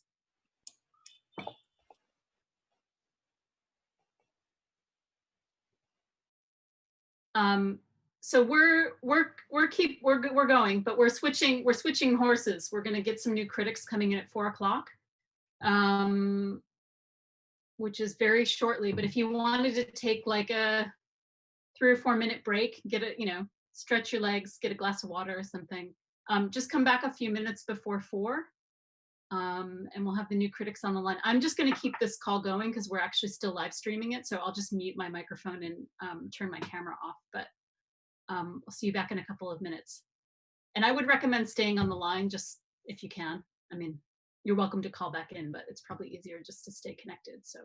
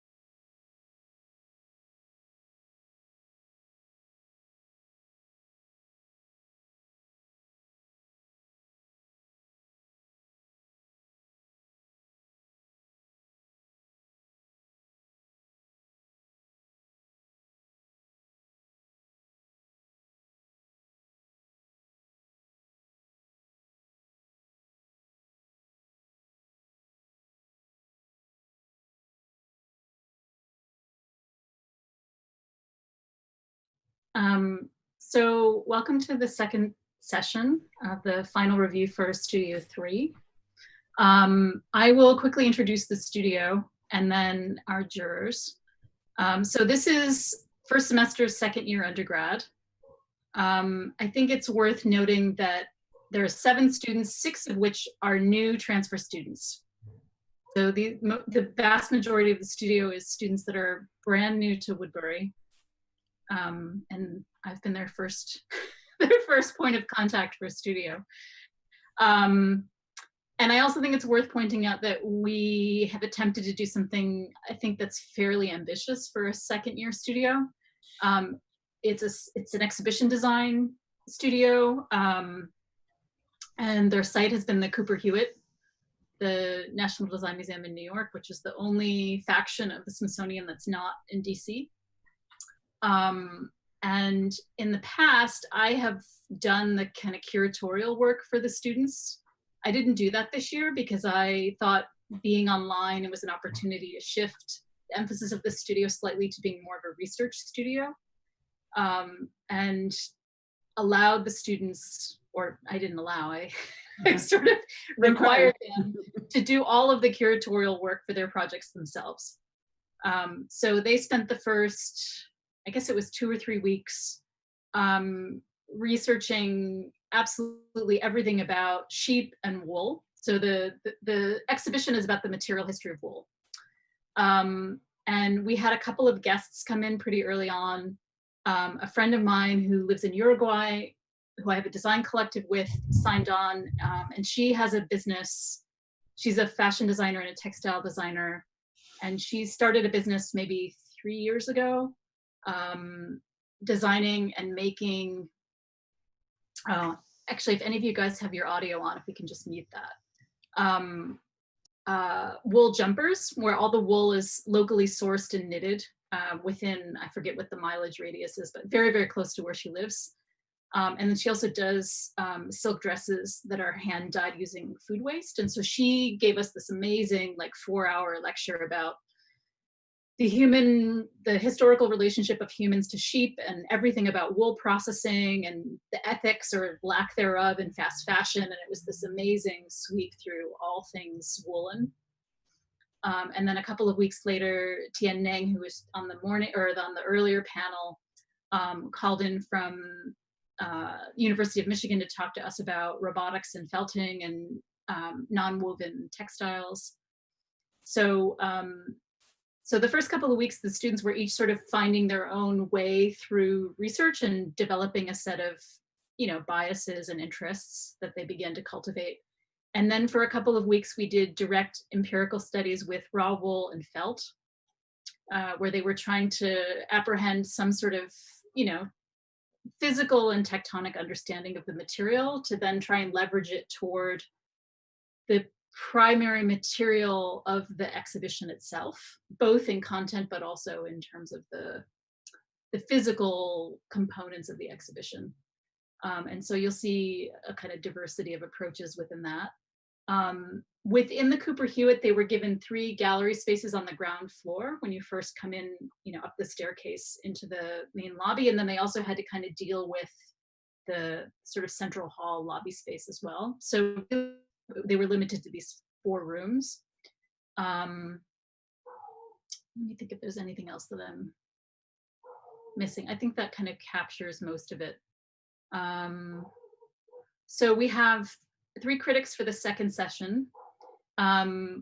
Wendy Gill-Martin, who is probably going to show up in a different place on the screen than she is on mine. Wendy has her own practice called Wendy Gill-Martin Architecture here in LA. And she was formerly the LA partner for Frohn and Rojas, who also have offices in Berlin and Chile. Wendy is a polymath. So she's also a journalist and a writer. And she has written for the LA Weekly, the LA Times, Architects Newspaper, Landscape Architecture Magazine, Heyday Publishing. She's worked with KCET's Artbound. She is also the current president of the LA Forum for Architecture and Urban Design and a faculty member at Cal Poly Pomona. And I regularly sit on her reviews, which are always really fascinating. And then we have Annie Chu joining us. Annie was with us for part of the midterm, so thanks for coming back, Annie. Annie is an architect, interior designer, educator, although she just retired from our department last year and we miss her a lot. An AIA fellow and the founding principal of the award-winning firm Chu Gooding Architects downtown in LA. They have a deep portfolio of interior work, and so it's always really valuable to have Annie on our reviews, and in particular exhibition design. So she's sort of our, aficionado in this regard. And as I said, until this past year, she was a very esteemed colleague and faculty member in our department. And then we also have Christoph Korner, who all of you know, of course, our esteemed chair, although you're in a kind of funny half in, half out situation right now because Christoph has taken on some larger university administrative duties. And so you're sort of like a ghostly chair, I think, right now, maybe. You could call me a lame duck, but I wouldn't like that. No, you're not a lame duck. You're just sort of like you're a haunting chair, like ghostly, but still very present. And also founding partner of Graft, very esteemed international architecture practice in Berlin, LA, and still in Beijing. Is that true? Not so much anymore? No, not really. Yeah. Okay. So this is our heavy-hitting jury this afternoon. We only have 3 projects to look at, actually. So we have as many critics as we have projects to look at, which is great. And so we're going to start with Rebecca. I'm just going to close all the nonsense on my screen down. So Rebecca, whenever you're ready, you can start. All right, well, I am ready. Just 2 things. If everybody can remember to mute their microphone unless they're presenting or responding. And then those of you presenting, just make sure to full screen your PDF presentation so that it maximizes visibility. Okay, great. All right, well, hi everyone. For those of you who don't know me, my name is Rebecca. I hope everyone's doing well with this ending of the semester. So I'll go ahead and share my screen. All right, so here we have my cover page. I kind of put this aerial view photo of my galleries kind of as a preview to the subject matter. But I personally became really inspired by the, sorry, one second. So my research, I became really interested in this connection between man and sheep, and then by consequence, sheep and the landscape, and this role of shepherding, and how the environment plays back into the very products that man then collects. So that would be the wool, of course. So my research dealt with 3 main subjects, being coevolution, both between the species of man and sheep, and how that kind of happened, the kinship between men and sheep, and then looking into shepherding, and how sheep provided this, the domestication of sheep led to this career opportunity, and kind of the roles that the shepherd serves, and also the different types of shepherding that exist, since shepherding is practiced globally. In most any kind of climate, you'll see shepherding. So I looked at nomadic shepherding, semi-nomadic shepherding, and transhumance shepherding, which I'll dive into a little bit more in the explanation of my exhibition. And then I also looked at ecology. So again, just how the environment is connected to the sheep and the wool as well.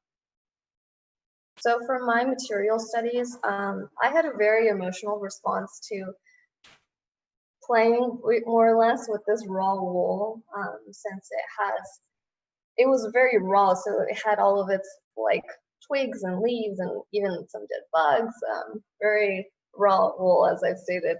And so I was afraid of kind of messing up the wool or taking away its qualities, especially the lanolin that exists in the wool. I was afraid of seeing how that textural quality might play out. So I kind of kept it as raw as possible. And again, since I became interested in how wool and the landscape are connected, I wanted to kind of create this landscape since there's so many similar textural qualities, like the wool itself and the actual foliage that would exist within a landscape, I developed this looping technique where I like loop little strands or pieces of the wool and created this aggregate of all of these loops in varying sizes and wool types and textures. And I kind of laid out the slide so you could see my process a bit more piece by piece, which I also then started playing with torsion and how this tectonic quality can range in height and volume. So then for my site plan, as mentioned by Heather, this is the Cooper Hewitt Museum. So here I mapped out my circulation, and this is where I'll kind of more explain the different types of shepherding. So in this hall, I'll get into a little bit more, but in terms of like just the traffic flow for this first exhibition room, I made this my alpine room, where transhuman shepherding is very common.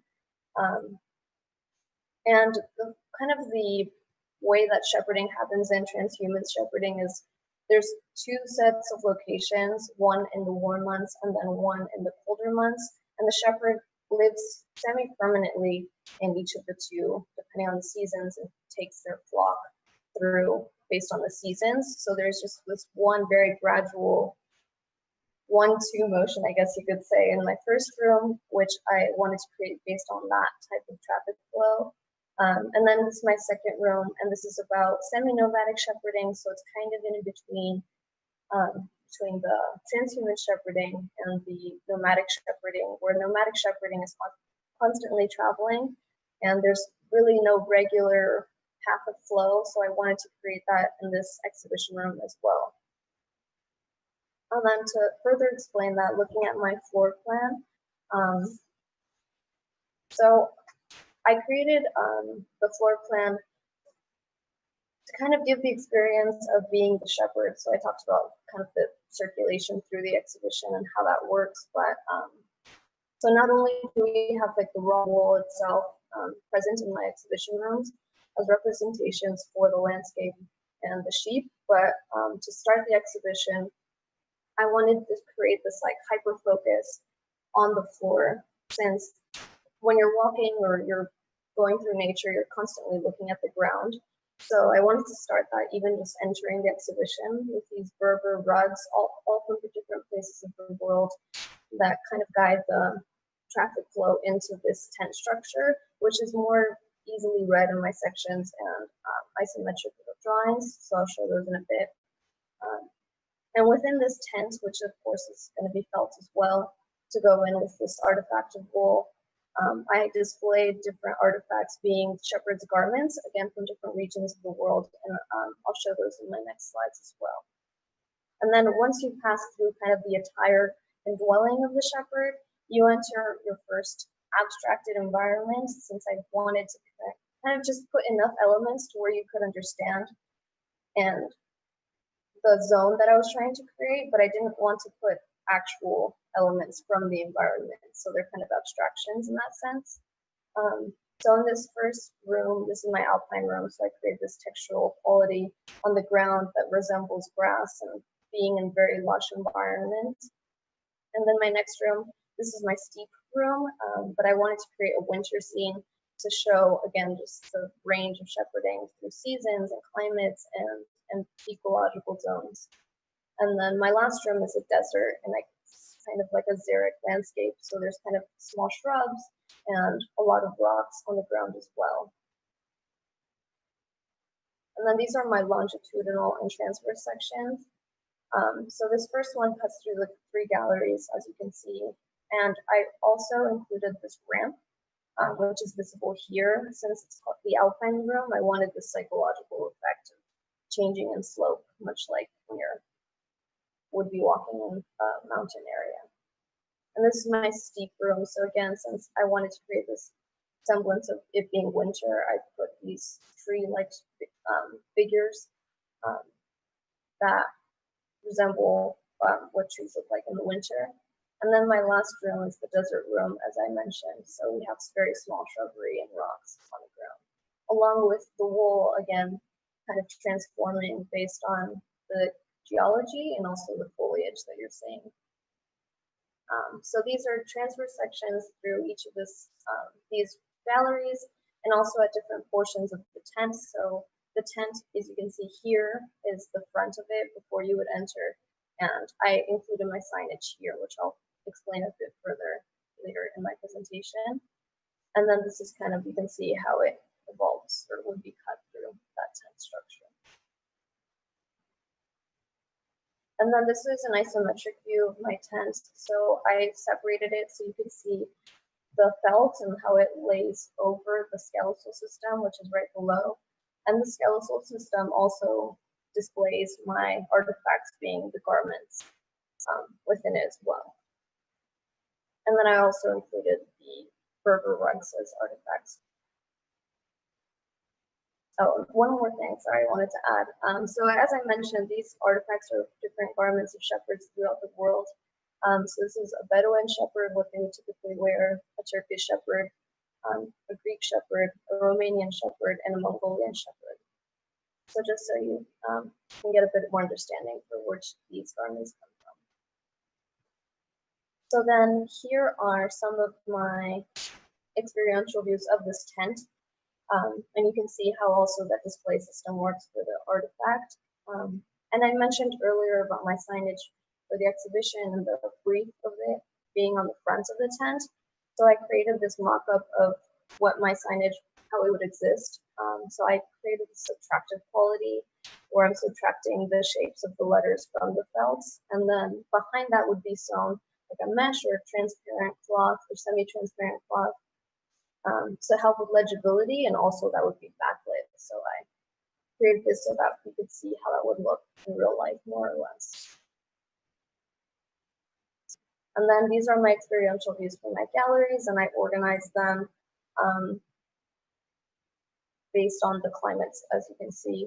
And I did forget to mention, but in my earlier sections, and maybe I can flip through back in just a minute, but in these rooms for the signage, I also wanted to give explanations, a bit more kind of data for what these climates are. So each room, I listed the statistics about the ecological zones being altitude, temperature, precipitation, and biome type. That's pretty much it. I can flip back really quickly so you can just see where those would exist within the section. And that's all I have to present.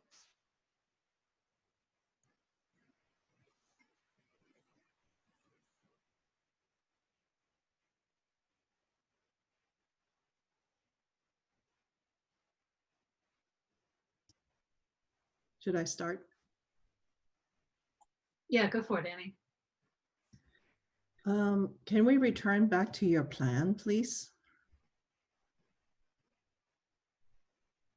Okay. The beginning of any exhibition is always kind of, in a way, the hardest thing to design, more so than the end. And I think in this case, you have this idea of affecting the floor. The kind of entry space of the Cooper Hewitt is very well formed. It's like it's totally made. So to challenge that, to kind of bring something novel in to actually disrupt that experience, I almost feel like the signage in front of the building, or even the terrain that you walk on before you come onto the building, almost have to take on some kind of role of signaling this exhibit. Because, you know, at the moment when you walk through the door and you have to negotiate the swing of the door, your attention is also like taken away from what's going on, which is the interruption or the introduction of the rug itself on that floor. You don't have time to appreciate it because most of your brain is dealing with negotiation of opening the door. So I'm kind of wondering, either you start later or you start sooner, but not actually at the threshold, to introduce this kind of idea about the Berber rug or whatever, kilim on the surface. it will be interesting to actually find out, is I forgot what the floor, at some point there's a hardwood herringbone floor going on at Cooper Hewitt. I don't remember what the floors are here, whether it's part of a hard surface. I don't think it's the wood floor yet. It will be interesting to find out, like you would actually have to curate the rugs with some understanding of what that floor is and all that kind of material environment of that vestibule, the double vestibule, to actually make a good choice of what to do. Even the layout of the rugs themselves in terms of which is the primary one that is going to almost signal a kind of direction of your circulation. Because right now, if you study what you have been doing, there's a kind of convergence along the center line of the stair.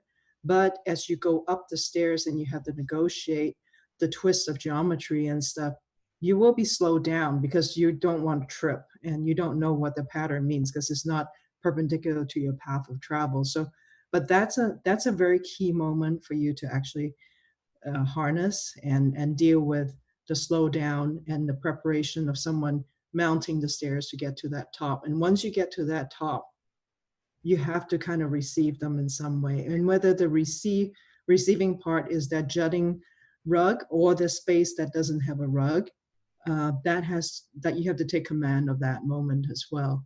So I'm just starting to kind of go really slowly into appreciating or imagining what this experience is like to go through the actual exhibition design. And you can kind of chase the story all the way down. We don't have time to go through all that. The tent itself, I have a question about the choice of the wool. In a way, I would not have introduced the wool until you get to the 3 galleries, because you see the form of that kind of rugged, knotty, very raw wool that you're so interested in, is so beautiful. It's tamed and kind of made into almost a fabric for the tent. And once we saw that, it takes away the kind of impact of seeing that raw wool without anything framing it to begin with. So my question is, what would be a good material to prepare you sensually, through the feeling of your body and stuff, before you serve up the wool that's in the first gallery? So I would think about that. It might be sometimes a contrasting material. In terms of the way that the costumes are and the clothing that are put into that tent itself, I think it's a little bit timid that you put them on the sidelines. There might be a more aggressive way of putting those figures, because they stand in for the shepherds. So immediately the kind of representation, symbolism of a figure of the shepherd, it's a very potent moment. So you've loaded up the beginning quite a bit, but I think the tent, and the positioning and the display of those clothing right now seems conventional. So taking you into the 3 galleries themselves, I have a question more than anything else about comment about in your renderings, if you can go to those sectional renderings, what is the kind of blurry stuff that's coming up the walls, the background of it? Oh yeah, I did forget to mention that, so thank you for pointing that out. But these are gradient panels that I've introduced to kind of help draw the bridge between my abstracted landscape and the very ornate and decorative Cooper Hewitt Museum. Since being in there, there's quite a lot of material decoration on the walls and pretty much on every surface inside. So since I have this hyper focus of the landscape and looking at the ground, I kind of created this transition between the coloring and like that's evident inside of my environments, and then to where it goes clear to where you're seeing the actual structure. I mean, that's almost more important than anything else that we talked about in the galleries, because, you're dealing with these, existing, like you said, very ornate, very done kind of galleries. And how do you discharge that energy, of that gallery and and allow this new installation to come in. You've just come in from a sense of being enveloped in the tent, and you walk in, now you're actually being nested from the floor down below to the kind of walls above you, right? So you have almost this kind of reverse spatial relationships between going under the tent and then now being held, as a basin of this kind of gradient thing that's going on. I think it's a really sort of critical move, and it's that pairing has to be kind of coordinated so that it's stronger in the emphasis of that reversal. Because then once you get into the gallery and you're held in this nest, then you have this marvelous material that you walk through.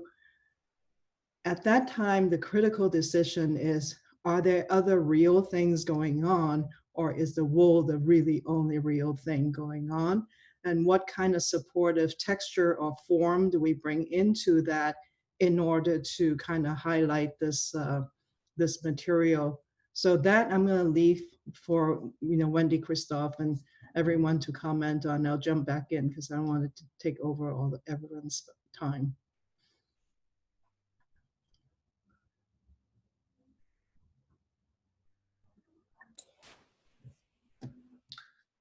Wendy, go ahead. Oh, I was just going to say, go ahead, Christoph, if you'd like. Okay, then I will. So, I mean, first of all, I think, it's a very beautiful project, and I think it's very interesting that you chose the life of the sheep and the domestication and then the landscape as your topic for that. I, of course, agree with a lot of the comments from Annie. I think, for example, at the entrance, would have been great if the rugs would just come down the stairs and then end, like somebody walking down the staircase in an opera grand entrance or something like that. So I think I would pull them back a little bit, and then I think it would have been more interesting to also kind of decompose the tent a little bit. And so instead of putting an actual tent there that is built like a tent, to start with components of it and maybe telling the story of tents through that also a little bit.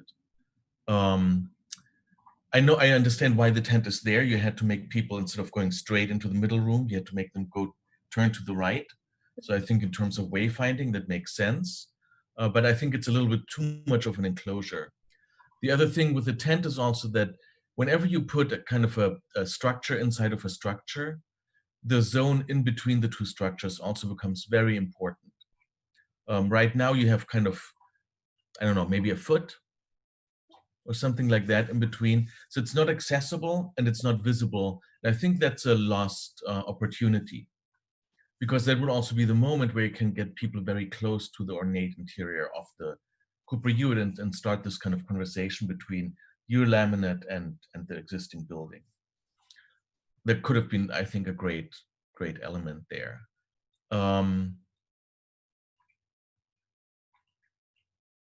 Oh, and then I don't know, maybe you mentioned it and I missed it, but because you're talking about 3 different climate zones and 3 different kind of styles of herding, it would be interesting to also see if there's also, because of that, 3 different kinds of wool that exist. Maybe the alpine wool is, I don't know, thicker and darker compared to the desert wool. And I think that's to play with that then would have been interesting, because you're using the same technique in all 3 rooms with your wool, with the wool sculptures you put in there. But if the product, is very different already, that could have also influenced the design of it a little bit more. But you might have done that, but it might also not be visible in just a couple of PDFs. But I think in general, a really good job. Thank you. Thank you. Yeah, I agree, Rebecca. The drawings are beautiful and it's very well presented. So congratulations on that. And I had a few comments. Some are definitely in line with Annie's, and some are definitely in line with just what Christoph was just speaking about, the rooms, how you're treating the wool in the rooms, and in this interest of communicating to the exhibition visitor a difference in kind of the visceral feeling in the rooms, the different seasons or the different like areas of point A, where the shepherding happens, to point B, as you described, at different times of year.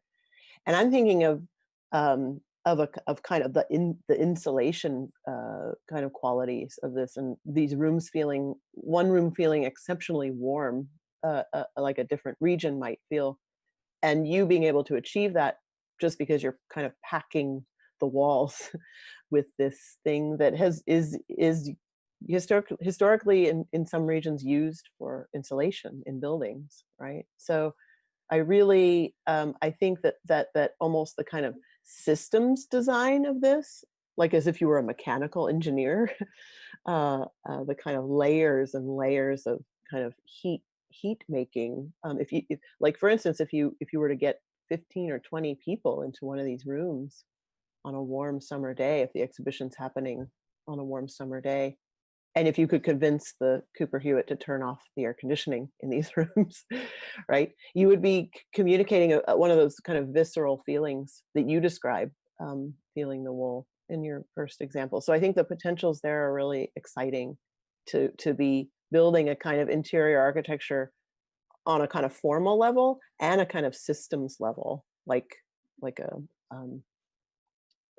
in terms of like what could be inside the wall, what's normally inside the walls that designers use to calibrate the temperature inside rooms. And then to Annie's point about the kind of process or sequence through the space, I think you are just looking at your plan. I'm glad we have your plan up, because I think that you're allowing the rooms of the Cooper Hewitt to give you those access points into each new environment. These straight lines between hatches happen right at those existing thresholds of the building, the existing doorways of the building. And I think you could really play with that a little bit more. And I think that's basically just another way of saying what Annie was saying. But then also one last thing, just because I just came off of teaching a topic studio on representation, which Heather graciously came and sat on the mid-review for. I would say, since it seems you have a very capable hand at drawing and at building these layered sectional perspectives and interior elevations, I would ask you to take some of those visceral discoveries you made with the lanolin and in the beginning, kind of touching the wool, and maybe some of the drawings get a little bit messy. Maybe we see some scratches and some smudges, and almost do we get a sense that the way you are drawing the drawings is sort of also giving us a sense of kind of the tactile discoveries that you made with these first experiments with the wool. Thank you. I appreciate all of your comments.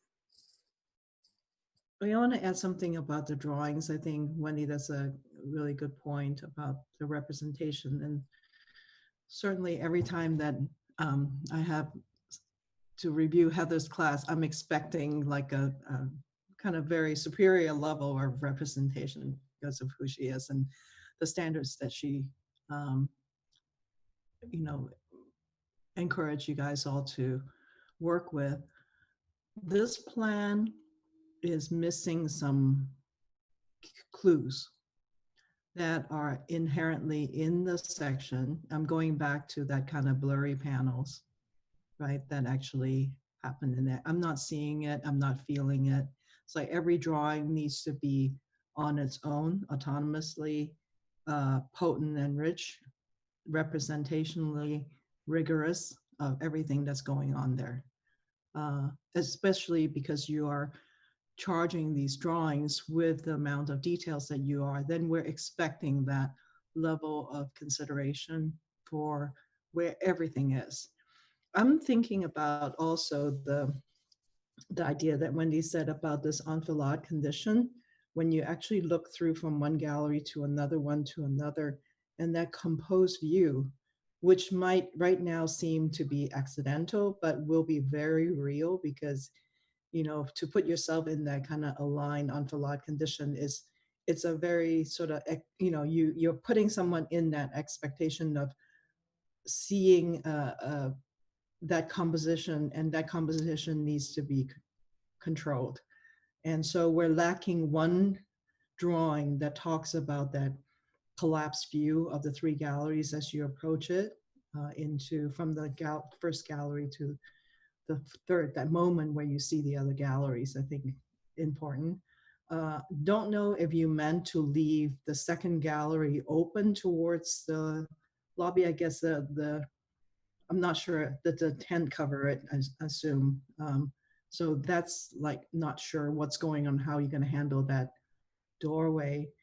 I want to go back to like a more fundamental discussion about archetypal spatial conditions. It's the first acknowledgement that the body has. And I've already talked to you about the tent and the basin kind of space that you have created. But I'm thinking about, you know, typical views of a shepherd on a kind of landscape. Sometimes, you know, maybe it's not just all flat, it's kind of hilly. And so there could be a kind of potential of that feeling of a basin happening as the ground rises. But there must be something about the big sky that's happening that really, you know, composes that kind of sense of experience for the shepherd, right? There, you're on this kind of terrain with the sheep, you're down here, and the sky is above you, and it's large, it's infinite, it's transcendental, all that stuff.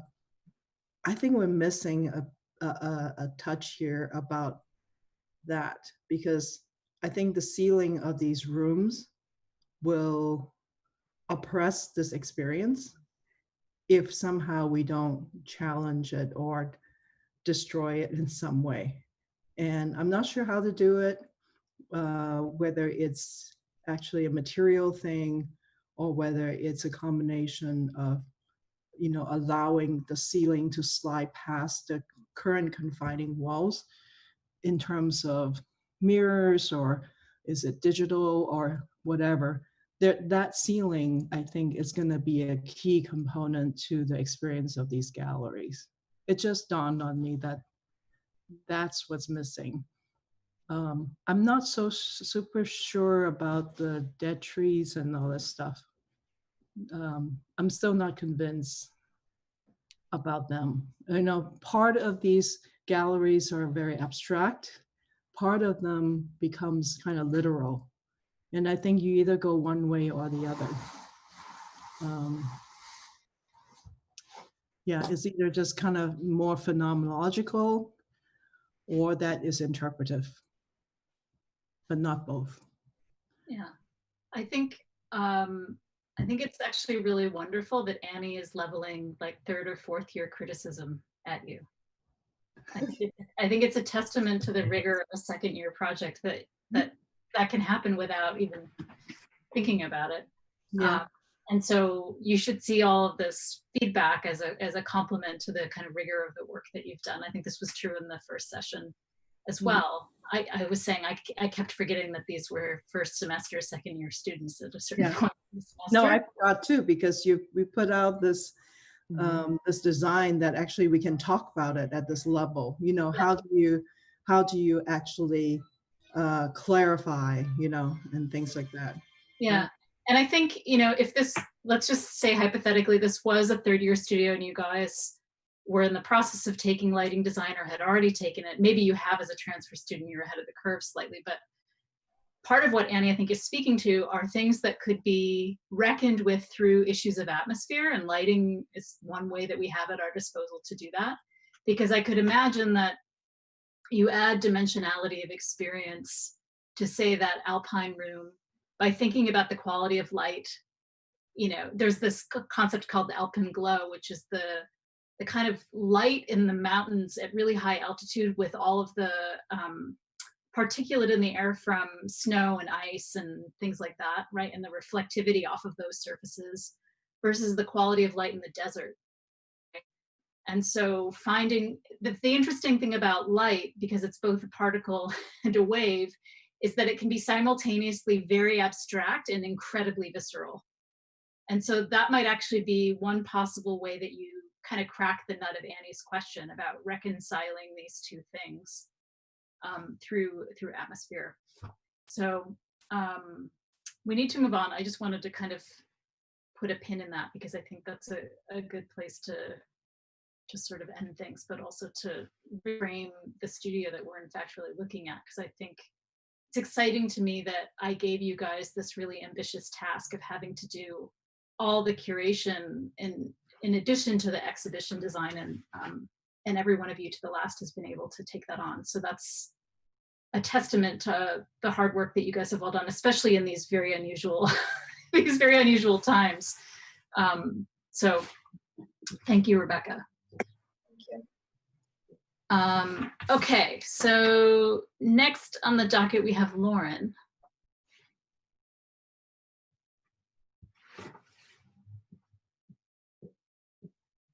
Hi. Alrighty, let me just share my screen. Okay, can you guys see? Oh, okay, perfect. Alrighty, hi, my name's Lauren Benton. So for my expedition, I'm talking about wool processes. So for my research, I was talking about how China is Australia's #1 manufacturing when it comes to wool textiles. And so I wanted to go more in depth with that, and I wanted to talk about the techniques used when processing wool for like blankets, for quilts, clothes, etc. So some of the techniques used to process wool are like shearing, grading, cleaning, and scoring. And so I decided to talk about dyeing, spinning, and needle felting. And then here is just some information. So the first exports of wool to China started more than half a century ago, with some records dating back to the 1920s. And it is Australia's largest customer, taking on average 75% of wool exports. And yeah, that's just kind of like a little introduction. So so I wanted to make my expedition an interactive place. I know last time when I was explaining, I wanted people to go through the expedition as if they are going through the wool processes of dyeing, spinning, and needle felting. But I made this more as an interactive way for users to actually physically touch the wool and physically interact with the museum, just so they could get a better sense of it. So for the exterior, I decided to do simple signing at the bottom, but I wanted something to like pop out on the outside. So when people are driving by or people are walking on the sidewalks, they see like this amazing grand building. So I decided I wanted to put like wool origami on the exterior. So what it is, it's just a sheet of like felt, and that's safe to like put on the exterior of the building, so it's covering the brick. And then my apologies for my site plan. Something was wrong with my Illustrator today, so it didn't export it. But so here's my site plan, and over here is just the entranceway. Right over where my mouse.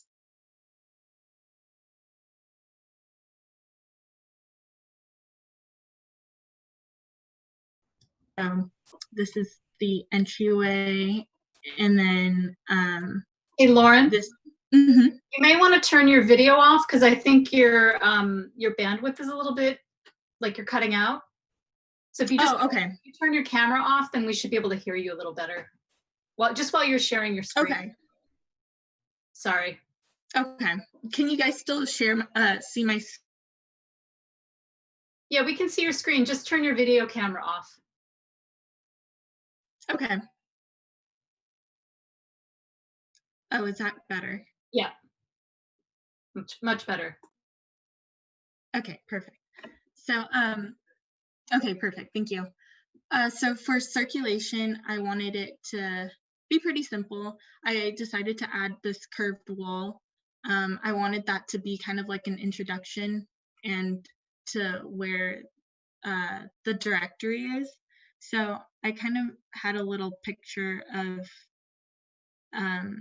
like a felted wall with wool as our directory, just to give an introduction to the expedition. And then here is my dye room, and then here's my spinning room, and then here is the needle felting room. And then here are some elevations. So the first room is my dye room. So for my dye room, I decided to have big drapes of wool dipped in dye pools. So the wool is hung by wooden clips from a machine that move up and down to continuously dip in dye pools. So the dye pools have natural dye. It has pigment with vinegar solution and water and salt, just so it's safe on people's hands. People could also touch the wool and also bend down to dip their hand in the dye, and it's perfectly safe. And here are just here's one elevation, and then here is another one. And then my second room, I decided to do a spinning room. So here is an elevation. Okay, so this is my second room. So I decided to, I wanted viewers to watch a spinster / thread maker to make yarn, and for people to physically touch the raw wool before it gets spun into yarn.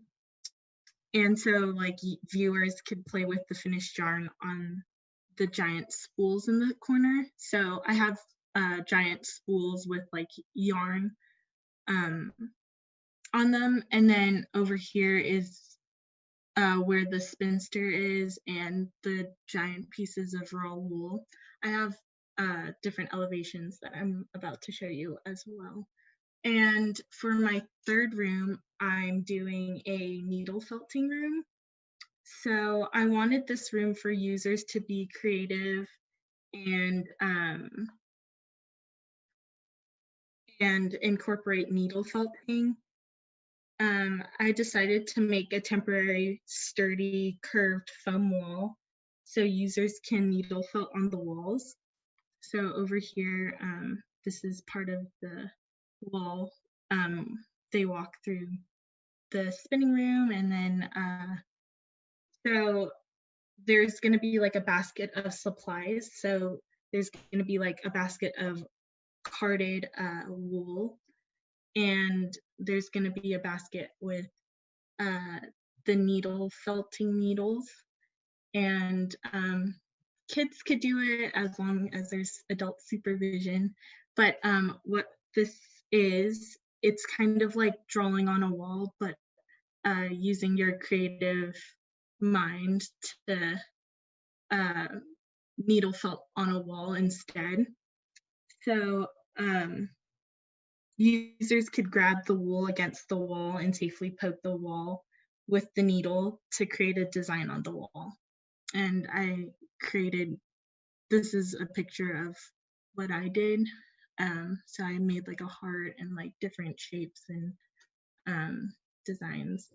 And then here's another elevation of the needle felting room. So this is kind of like a visual of the wall.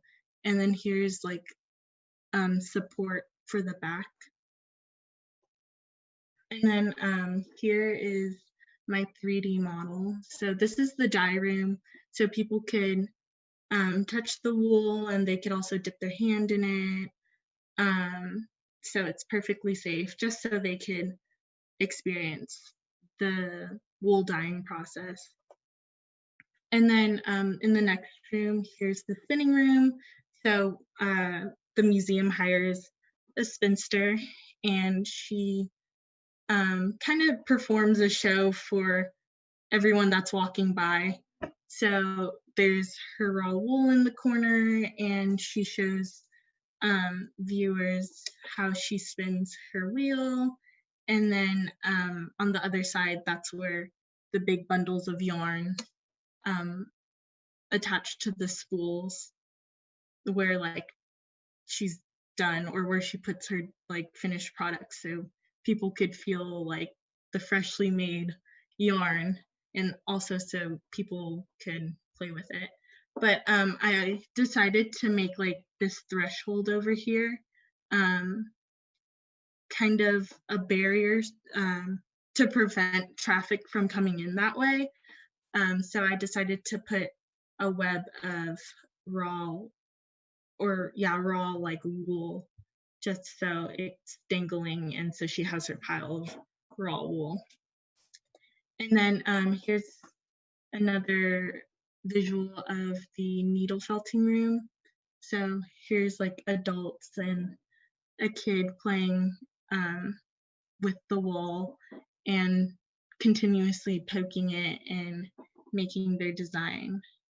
And yeah, and it's temporary. I made the foam wall more temporary, just so it's easier to replace and it's easier to maintain, rather than having like continuously poked and then having to be replaced all the time. So I decided that should be foam. And I think that's it.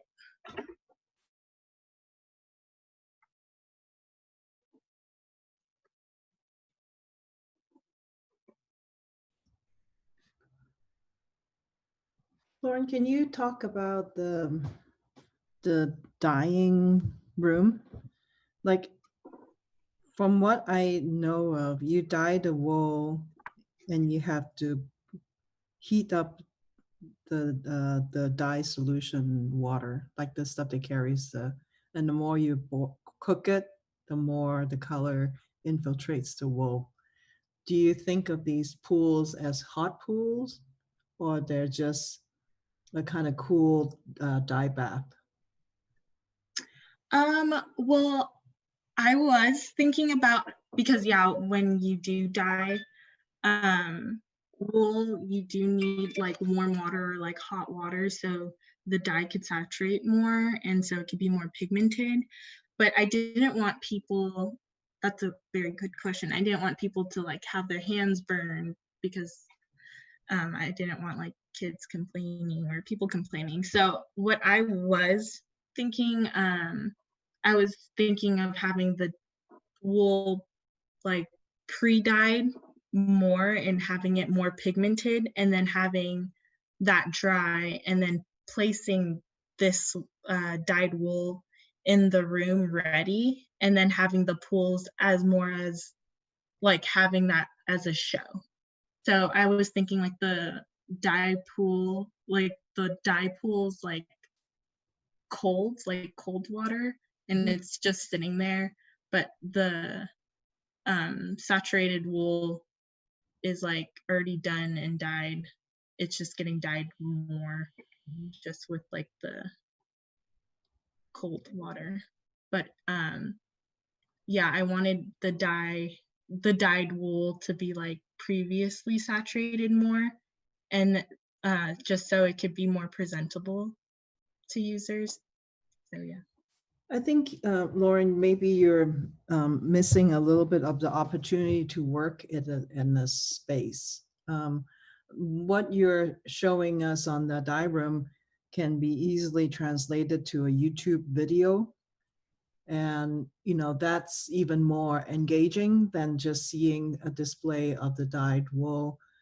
I mean, even if you said, I'm going to dye them the same color, but in different parts of the room, I show the different saturation of color. So you can see that there's a gradient in terms of how wool absorbs color. I think that would be at least of interest, you know, that there is that level of understanding. And maybe you do a lot of it so that you're really much more dense with that, like you're making the dyed wool braided piece as another environment, not just as an object on this in display within the gallery itself. You know, so spatially speaking, I think these dyed wool contraption have much more potential for space making and for a very sort of potent experience. So I would encourage you to think about that a little bit.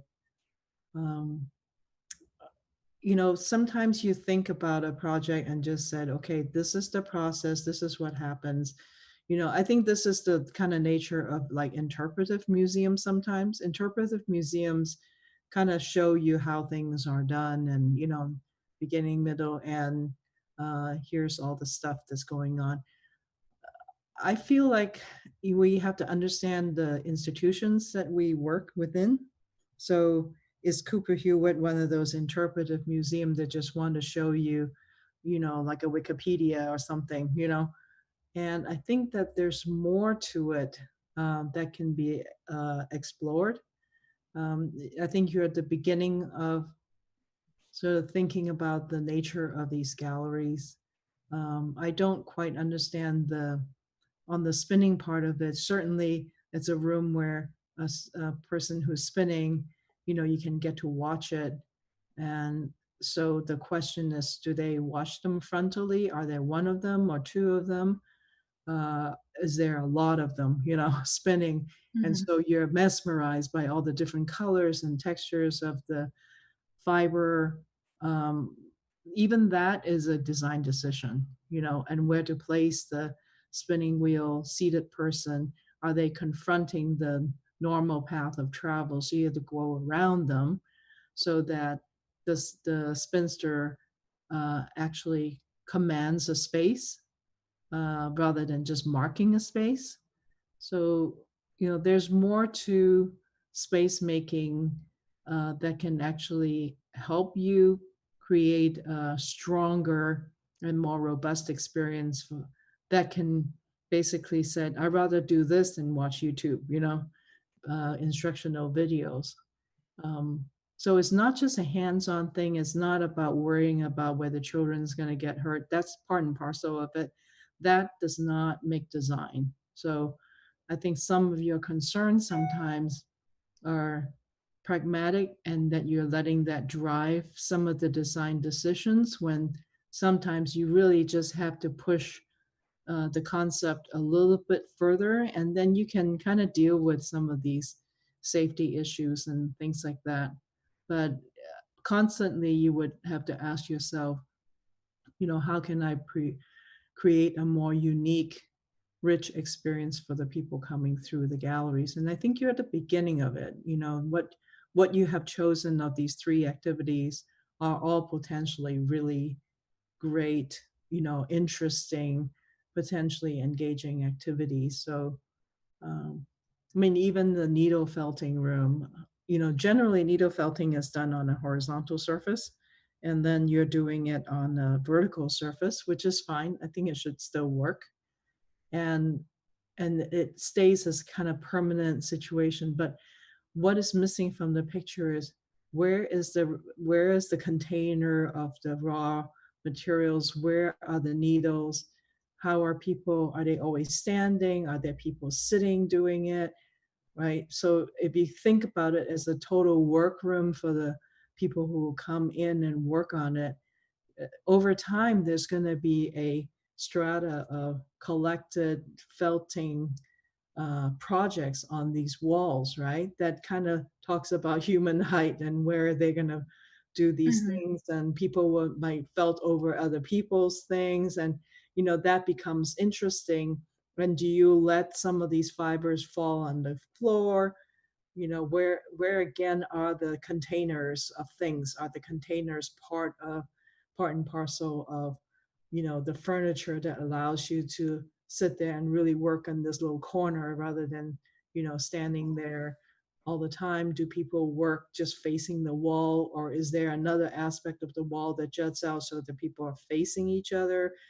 Can they be not just walls? Can there also be horizontal surface that you felt on, so that this whole room becomes much more full and complex of this activity? So that's what I would encourage you to think about. Okay, thank you. Well, I was when it comes to like the supplies and everything, I'm sorry I didn't mention this, but I was gonna have like the basket like right over here with the supplies and have the wool out, and then like by the end of the day all the designs from the wool wall could be taken down and carted again. Yeah, that's a conventional way of thinking about, like, if you assign a person who's not a designer for this task, that's what they would do. And you training as a designer will think differently. Should I accumulate things over time so the room gets smaller and smaller, or that the second layer comes in between, you can peek through and see old projects, and you kind of constantly build these walls until the last date of it, there's only that much to do, but there's a rich repository of these things, and maybe the closing event is the unfurling of all these things on the entrance plaza, and everybody's project is on display. But we have small people and old people and tall people working on the walls, so maybe some of them have to sit down. If they sit down, is the thing that they sit down on a typical bench, or a bench that actually holds some fiber in there, or the needles, and where the needle goes, because it's the most sort of dangerous thing, because the barb needle, you gotta usually put it back on the sleeve or something like that. So it's not just a basket, right? It's everything else. The basket is just an idea of containing, but you want something to do, not just one thing. That's part of just the design mentality, is that what can this thing do for me other than the conventional way I've seen it done, right? Or else I don't have to go to school for this, right? So if you say, well, there's an activity, there's a ritual of doing this felt needle carding that requires my body to be in a certain position for a very long time. And this is an all ages kind of museum. So there are certain people who cannot stand, some people have to sit. Some kids want to be on the floor, right? Because their kids are generally kind of on the floor, they're at a very low level. And they have to be monitored because they're going to be stabbing their hands and all this stuff with the needle. So you have to think a little bit more detail about those activities in order to come up with, like, there's no problems to design for until you think very clearly about what is that activity, to observe that activity to a very fine level. That's when sort of the design problems present itself. Does that make sense? Yeah, it makes a lot of sense. Okay. Thank you. I just want to add Your turn. Add a quick thing onto what Annie was saying. I agree completely with what Annie was saying, that last part of, as a designer, to kind of think of a bench differently, or think of the basket of stuff that you have to take the needles out of and stuff, Lauren. And I would add on to that you can't start designing that stuff until you put it in the drawings too. So I heard you say in that part of your presentation, I heard you say there's going to be a basket of supplies, or I wanted there to be one here. And my students say, when my students at Cal Poly say, I wanted there to be, or I want there to be in my drawings, I always say, just put it in. Just put it in now. Because if it's not in there, you can't analyze it. You can't redraw it. You can't look at it differently. You can't look at it next to a body of a scale figure, you know? So I would just add that. I agree with everything Annie said, and I just wanted to add that extra part on about actually how you might implement that is to just get all that stuff into the drawing, see early on.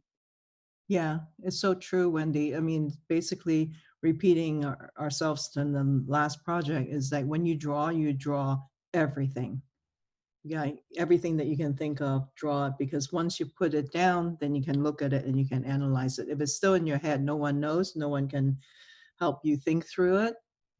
So the idea of being able to deposit every aspect of your design into a drawing and using that, it's a key tool that you need to, skill set that you need to develop. I think that, well, for me, there were, or no, let's start this way. I think, like was said before, the selection of these 3 processes and to make it interactive, I think that's great. I appreciate that.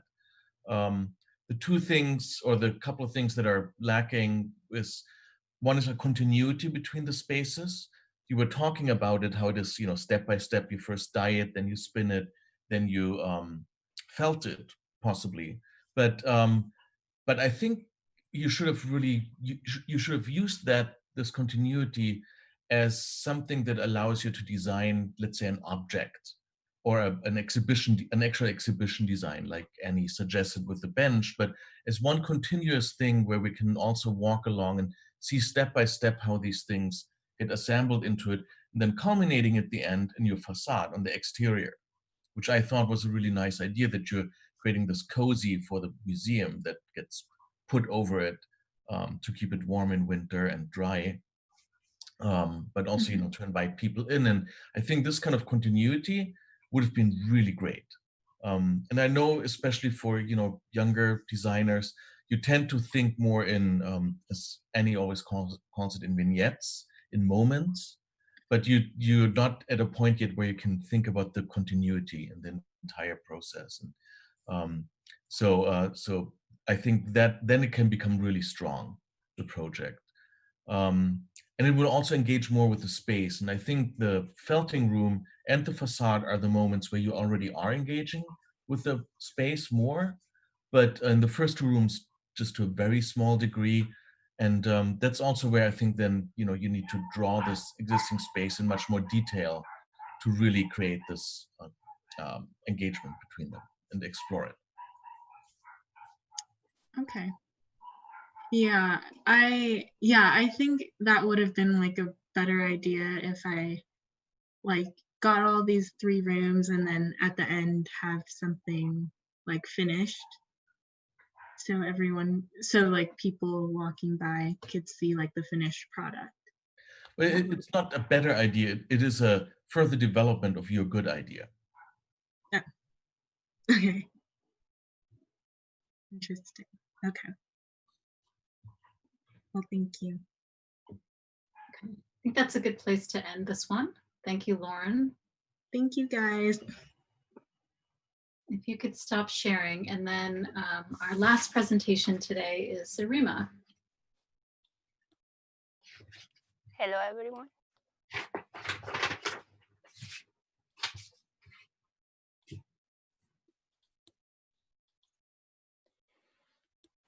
Hello, my name is Erhima, and my exhibits and my research started when about the wool usage and the history. So wool was in our lives since early history, and then the impact of wool in our daily lives began about 5,000 years ago, when wool became important material that used in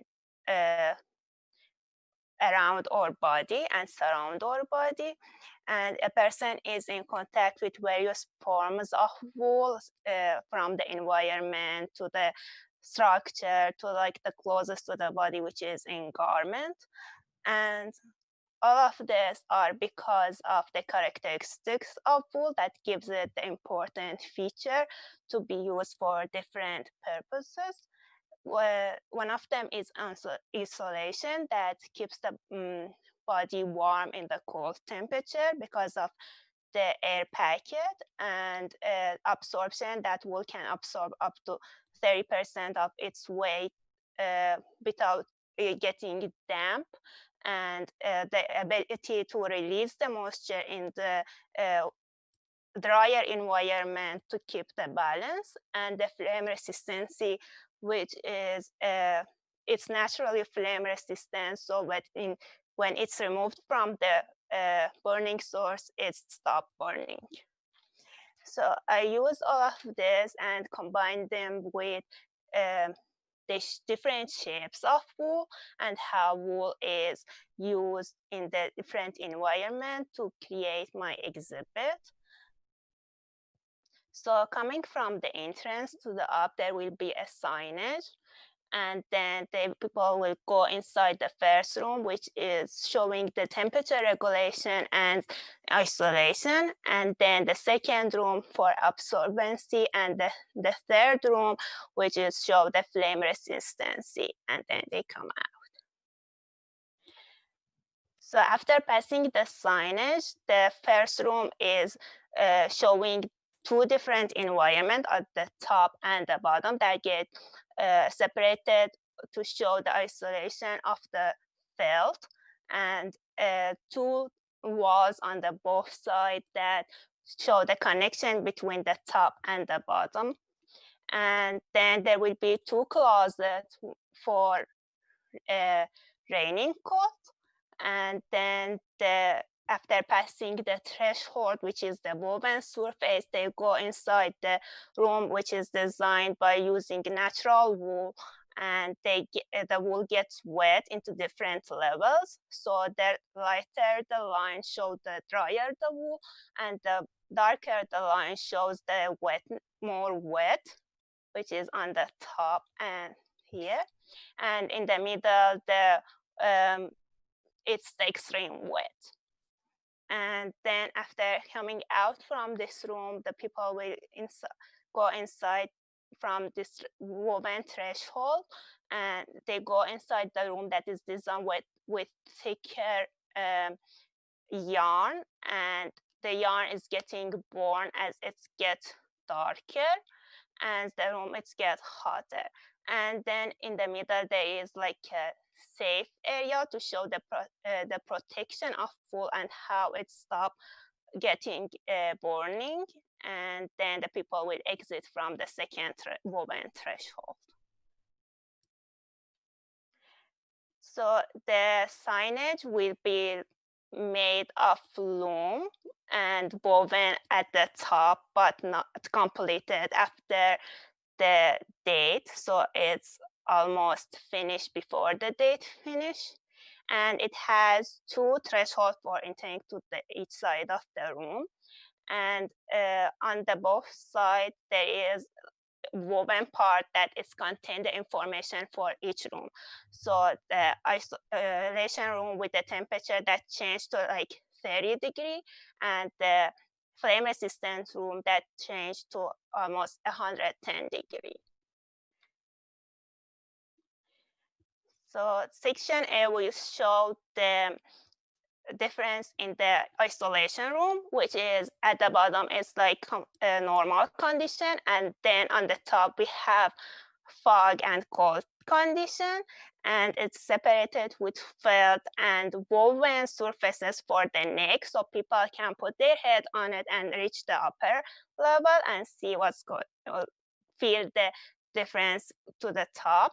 And behind is the glass wall that is designed on to create the connection between two areas. And on the second room, the natural wool are hanged around the room and from the ceiling in the middle. And the floor, it has drain floor, so it's new floor with reaching up around 2 inches. And in the middle, because there is extreme wet, so we have more drain and more water that's going inside it. And the last room shows the worn area and the safe area, and then the exit area, and how in the born area the ball is coming more down from the ceiling. In the safe area, it's not any hanging wool in the middle, and in the last part, which is the exit area, is more short wool. This section will show the woven surface that for the entrance to this room, the safe area, and the entrance for the safe area. And this is another view from the second room. And this is the signage view that is woven and the closet. This last section shows the glass on the both sides and how the condition that is fog go inside them and create dew on the glasses. So it's create a combination between the top and the bottom condition. And this is the entrance for the exhibit, and with information about the exhibit and how they see the signage on the top, the main hall on in the exhibit with the signage, the installation room, and the bottom are 2 photos from the physical model for the installation room. The absorbency room that shows how the wool gets wet, and because it's not like showing a lot when the wool gets wet, so I'm using the dye to show the wetness, and as much as it's on the around the room, so as much as it gets more blue, it gets more wet. But in the middle, because it's extremely wet and the wool is it's lose the fluffiness and freshness, so it stick more together. And the bottom view is a physical model for that room. And the last room is the flame resistance room with the view on the right side that show the darkness, which is the area that is burned. And then a little bit view of the safe area. The right is the safe area and the burn area at the bottom, and the physical model. And this color is more the light to create the feeling of burning, and also the heat. That's all.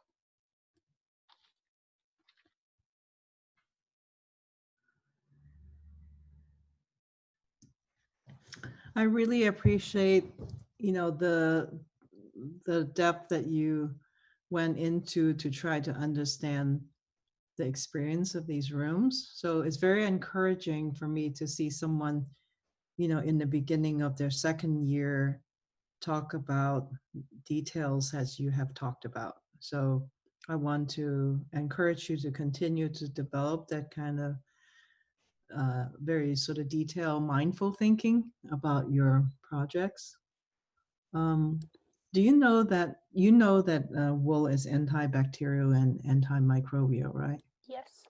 Yeah. So I'm most intrigued by that first room where it looks like sleeves from sweaters are coming down, and you gotta pull it and stick your head in there. And thinking about how many people stick their head in there because we're so germophobic now, right? But there's one, not this one, but there was one that you did where it really looked like the sleeve of a sweater. The finish of it, the way that it's knitted is actually more compelling than even this one. I think in one of the beginning ones that you showed. Yeah, right there, I think actually.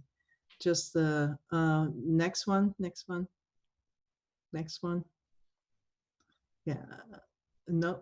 That was, oh, right here. Yeah. So you can sort of see in the background elevation ones that just look like a sleeve of a typical sweater. So yeah.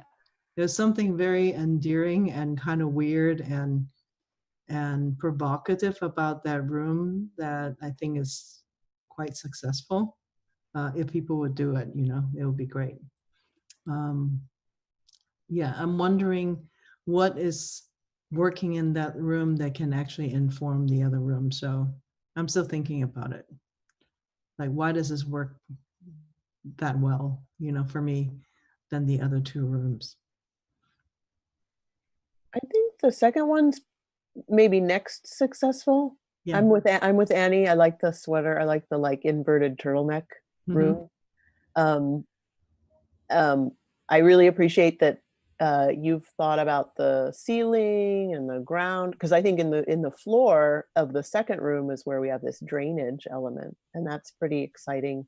Where you've looked at the ceiling in the front room, now you're looking at the floor as an intervention in the second room.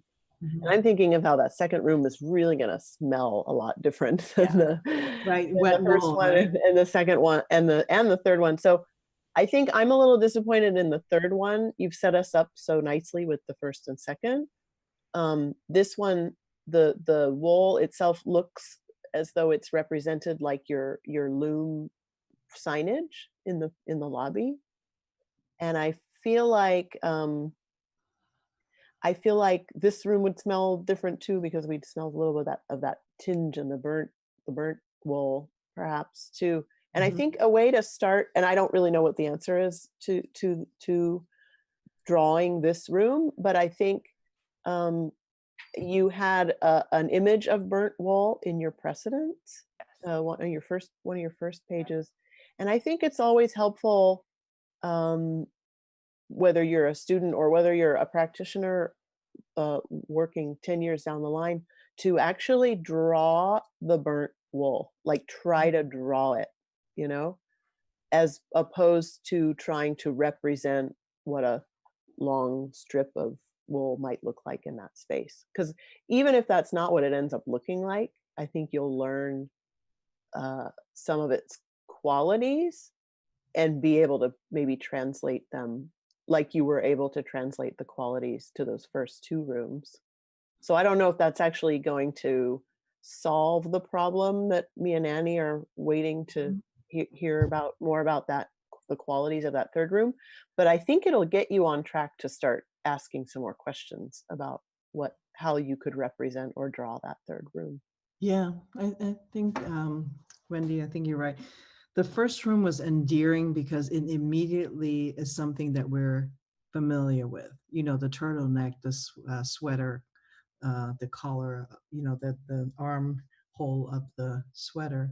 And I'm wondering, why not continue that these are actually really familiar things to us. They're knitted, we associate sweaters and knitted products, and maybe the second room is different and it's dyed, but maybe it's in different processes of, like it's fiber, but then it also got spun and it also got knitted partially. And maybe you do something about really kind of taking away the vision of that room, so that allows the smell sense to really be the main sensory thing, because I think that's going to be the most potent part of the experience, is the smell of the wet wool. So maybe lights are super dim, you have to negotiate, walking on a raised floor. Maybe there's sounds of water, so you understood that there's water behind, like underneath you, or maybe even the drip of the water is amplified, but you're walking through basically a forest of wet wool that is in some process of, not a foreign substance, because we're not used to seeing the wool in its kind of natural state like that, but in becoming, because we just saw the sweater, so we had to kind of get away from the sweater before we can get to the fiber. And then you go into the third room, and in that one, I almost feel like I would borrow the symbolism of the cable knit sweater, the cable knit, which you associate with Norwegian fishermen, the really elaborate, twisted, knit stitch. And that's always about cold, but then you're putting that into a room, 60%, whatever, 110 degrees.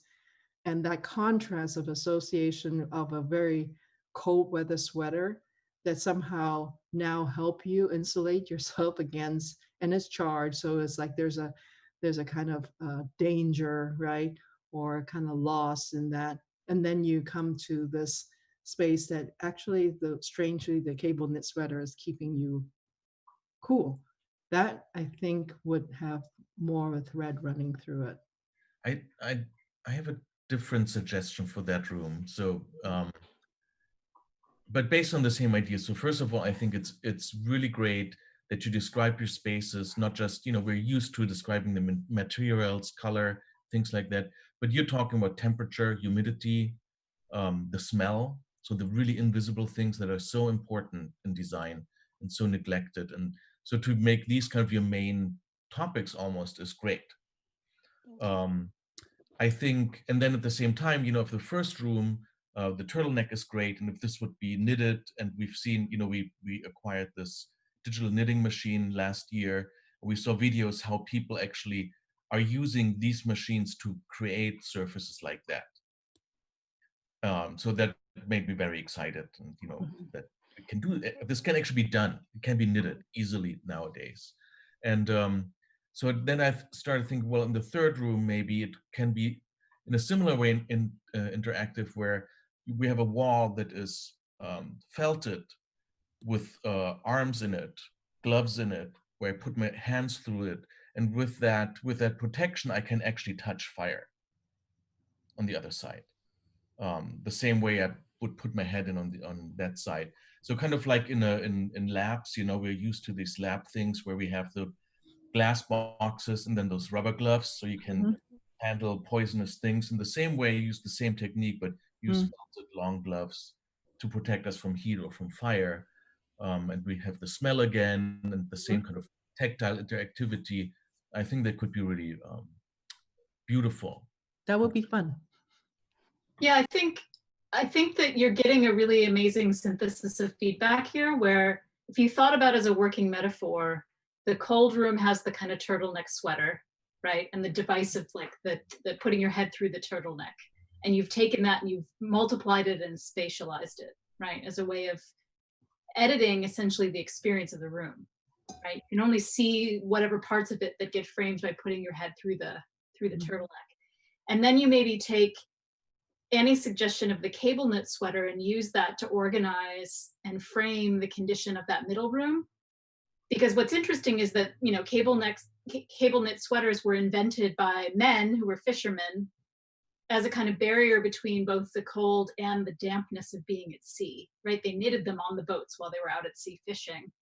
And then it would play directly into your research about the fact that wool can hold 30% of its own weight in moisture before you even start to feel damp, but it can actually hold, I think, twice its weight in water. So I think that would be a kind of amazing physical object to kind of explore as the tectonic metaphor for that space. And then Christoph's suggestion is essentially the notion of the oven mitt, right? Taking the notion of the oven mitt and essentially making it into an architectural surface that you can reach through and actually begin to physically engage with a very high degree of temperature that would otherwise burn you, right? So I think you've got all the turns to do that, and you just need a little bit more time to follow the thinking through to the other two spaces like you have with that first kind of turtleneck room. Right. I think that's a good suggestion, but mindful that when Heather was talking about these three rooms, notice that it was only the turtleneck. It wasn't the whole turtleneck garment. When she's talking about the cable knit sweater, she's not really literally telling you to put a cable knit sweater. It's just that cable knit in itself, that sort of knitting already tells you that there's a, that the sweater is, standing in already. And then the oven mitt thing, maybe like you have to decide whether it's one or two. When it's two, it started to feel like you're working with Ebola or something, like maybe it's only one, or they're different size, or they don't look particularly like that, but it is that. So there's this level of abstraction that all three rooms have to work on, so that the symbolism of the actual object that is so commonplace does not take over, and the narrative you know, the experience of it. So that's why the turtleneck room works, because you've already taken away the turtleneck sweater and you made a turtleneck ceiling, you know, out of it. So you have to kind of follow through with that same type of logic, you know. But often you will find that we needed that thread, especially when you are knitting together. Not, I don't mean to say it, stringing together all three, like different experiences. You need something in common, you know, some kind of, I don't know what, some kind of attitude about how to treat certain things, right? And you carry that consistency through, and that's how you can make the differences be more different. Yeah. Thank you. Any last comments for Arima?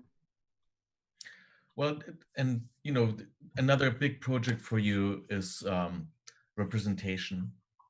I know you did your best to represent those things, and to represent moisture, temperature, smell is very hard, but there is ways to do that.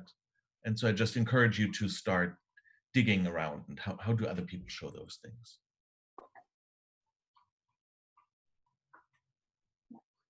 Great. Thank you, Arima. So I'd like to thank our critics for hanging out with us today and for giving us really thoughtful feedback. It's really a pleasure to see all of you. If the students could hang on the line. Brandon, are you still there? Okay, I think we could probably stop the live stream at this point and then. Great.